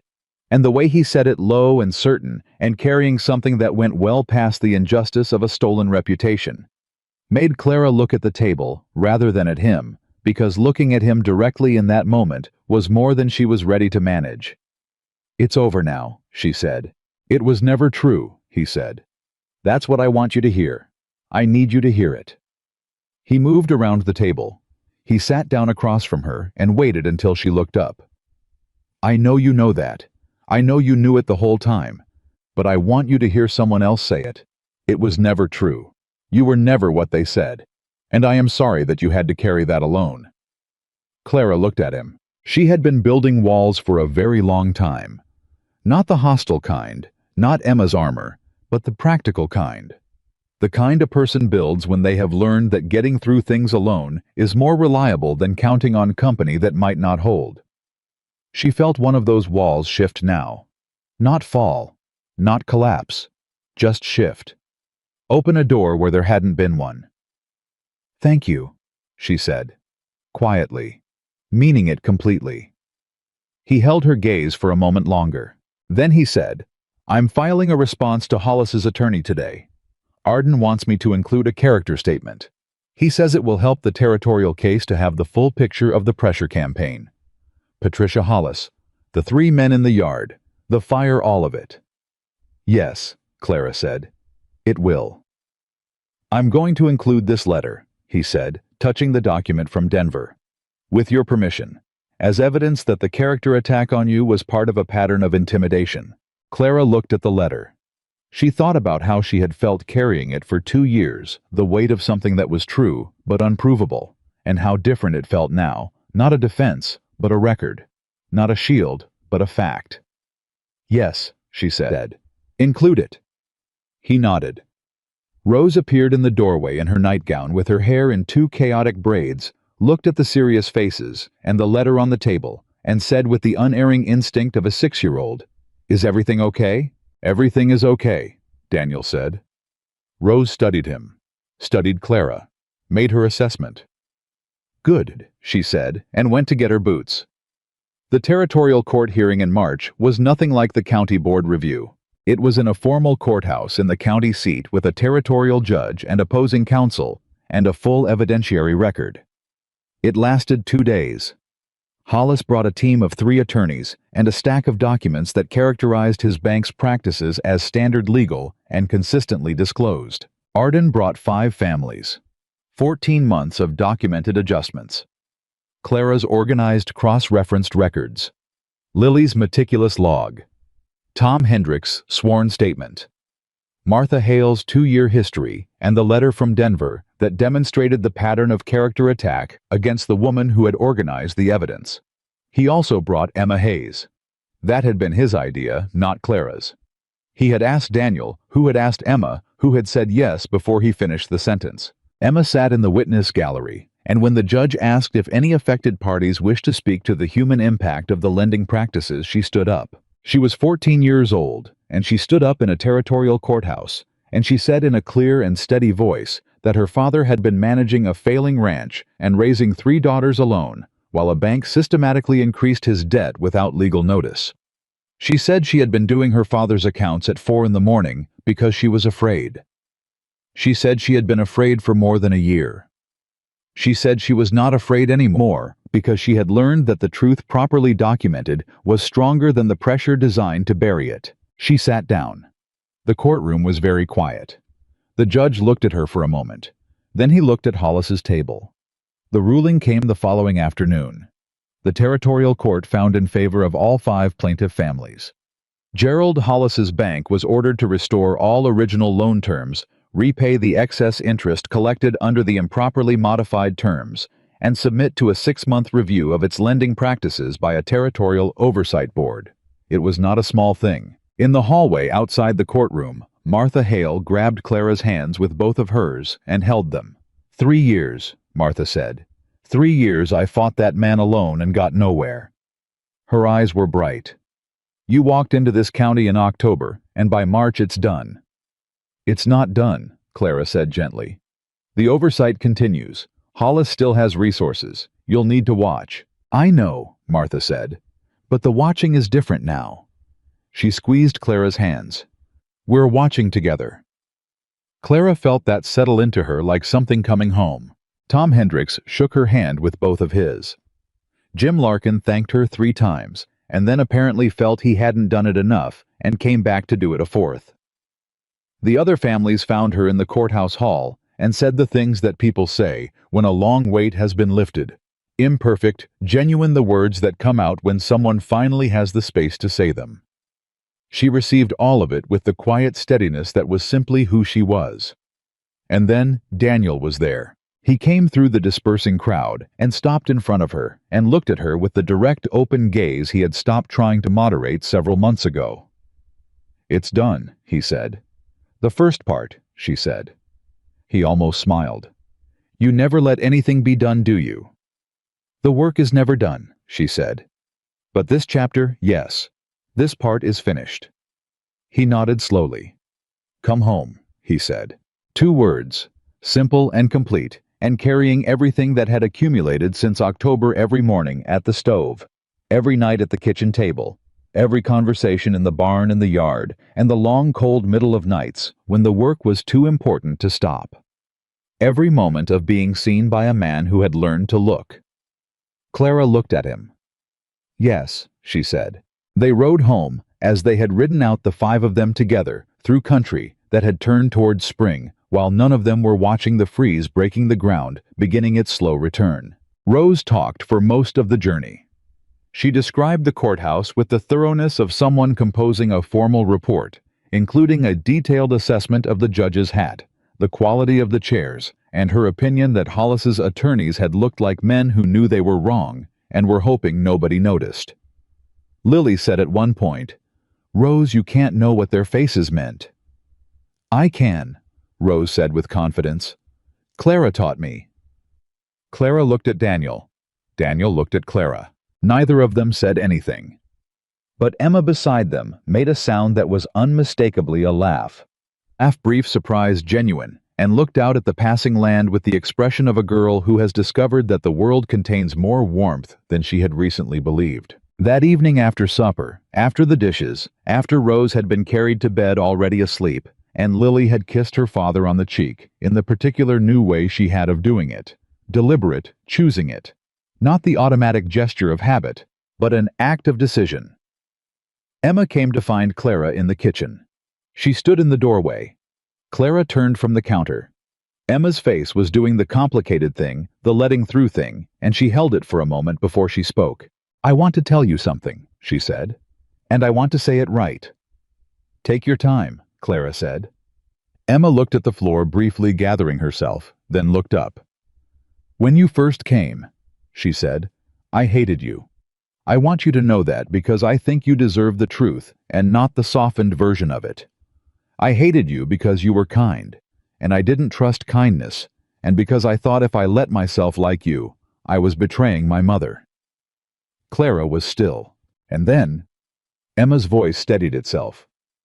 And then you told me I was allowed to be a daughter. You said it like it was simple, like it was just a fact I hadn't been told yet. She swallowed. Nobody had said that to me in 2 years. I didn't know I was waiting to hear it. Emma. I'm not finished, Emma said with a gentle firmness that was entirely her own. Clara stopped. I don't think you replaced my mother, Emma said. I want to say that clearly because I was wrong about that being the only 2 options, keep her or lose her. You showed me there's a third thing. You can love someone you've lost and love someone who came after, and neither one takes from the other. She pressed her lips together briefly. My mother would have liked you. I know that now. She would have liked you specifically, not just accepted you. And if she were here—" Emma paused. "If she were here, she would tell me to stop being so careful about everything and just say what I mean." Clara felt her throat tighten. "What do you mean?" she asked softly. Emma looked at her directly. "I mean that you're family," she said. "You are. Whatever happens next, whatever my father says or doesn't say, whatever this house becomes, you're already family. And I needed you to know that I know it." For a moment, Clara could not speak. She crossed the kitchen. She held out her arms. Emma, 14 years old soldier and accountant and daughter and child, walked into them without hesitation, the way a person walks into something they have been moving toward for a long time. They stood there in the kitchen for a moment. When Emma stepped back, she wiped her eyes briskly and straightened her spine and said, "I'm going to bed," in a tone that made absolutely clear this moment would not be discussed further and was also completely permanent. "Good night, Emma," Clara said. "Good night, Miss Clara," Emma said. She went upstairs. Clara stood alone in the kitchen. She heard the floorboards of the porch, the particular rhythm of Daniel's boots, and then the door opened, and he came in from the cold, with the specific quietness of someone who has been sitting outside thinking and has finished. He looked at her face. "Emma," he said. "Emma," she confirmed. He nodded slowly. He crossed to the table and sat down, and she sat across from him, and they looked at each other in the lamplight, the way two people look at each other when they have run out of reasons to say anything except the thing they have been not saying for months. "I have something to ask you," he said. "Ask it," she said. He was quiet for a moment, not hesitating, preparing. The way he prepared for the things that mattered. "I know you came here for work," he said. "I know you had a life before this, and you made choices that brought you here for practical reasons and not romantic ones. I know you are not a woman who needs anyone to take care of her or to tell her what she's worth. I know all of that." He held her gaze. "I also know that this house is different because you're in it. Not because you run it. Not because you're good at the work. Because you are in it. And I know that my daughters are different. And I know—" He stopped, set his hands flat on the table. "I know that I am different." Clara did not move. "I am not asking you to be what you came here to be," he said. "I am asking you to stay. As—" he found the word, said it simply. "As mine. As ours. If that's something you want." The kitchen was very quiet. The lamp between them burned low and steady. Clara thought about a boarding house in Denver and a letter folded twice and sealed with plain wax. She thought about a man who wrote, "I would not be writing if I believed I had another choice," and how she had known from those words alone something true about who he was. She thought about one suitcase and a town that had decided she was nothing, and 3 girls and a broken fence and a burned barn and a courthouse in March, and a woman who had spent 2 years waiting for the world to catch up to what she already knew was true about herself. She thought about after. He had said it in October, that first night at the fireplace. After. She looked at Daniel Hayes across the kitchen table. She said, "Yes." Just that word. He held her gaze for a moment longer, and then his hand moved across the table and covered hers. And neither of them said anything else, because everything that needed saying had been said, and what remained was not words, but the solid, warm, unambiguous weight of a decision made and meant. Outside, the last of the winter was loosening its grip on Hayes Ranch. The ground was beginning to soften. The barn wall was solid. The yard was swept. 3 girls were asleep upstairs in a house that had learned slowly and imperfectly, and with great effort, to hold them. The woman nobody wanted had not saved this family by being extraordinary. She had saved them by being present, by paying attention, by showing up every single day and doing the next necessary thing, and the one after that, and the one after that, until the broken became repaired, the frightened became steady, and the lost became at last unmistakably found. She was not the woman nobody wanted anymore. She was exactly the woman this family had needed all along, and she had known it quietly and without doubt from the very first morning she walked through that door and chose to stay.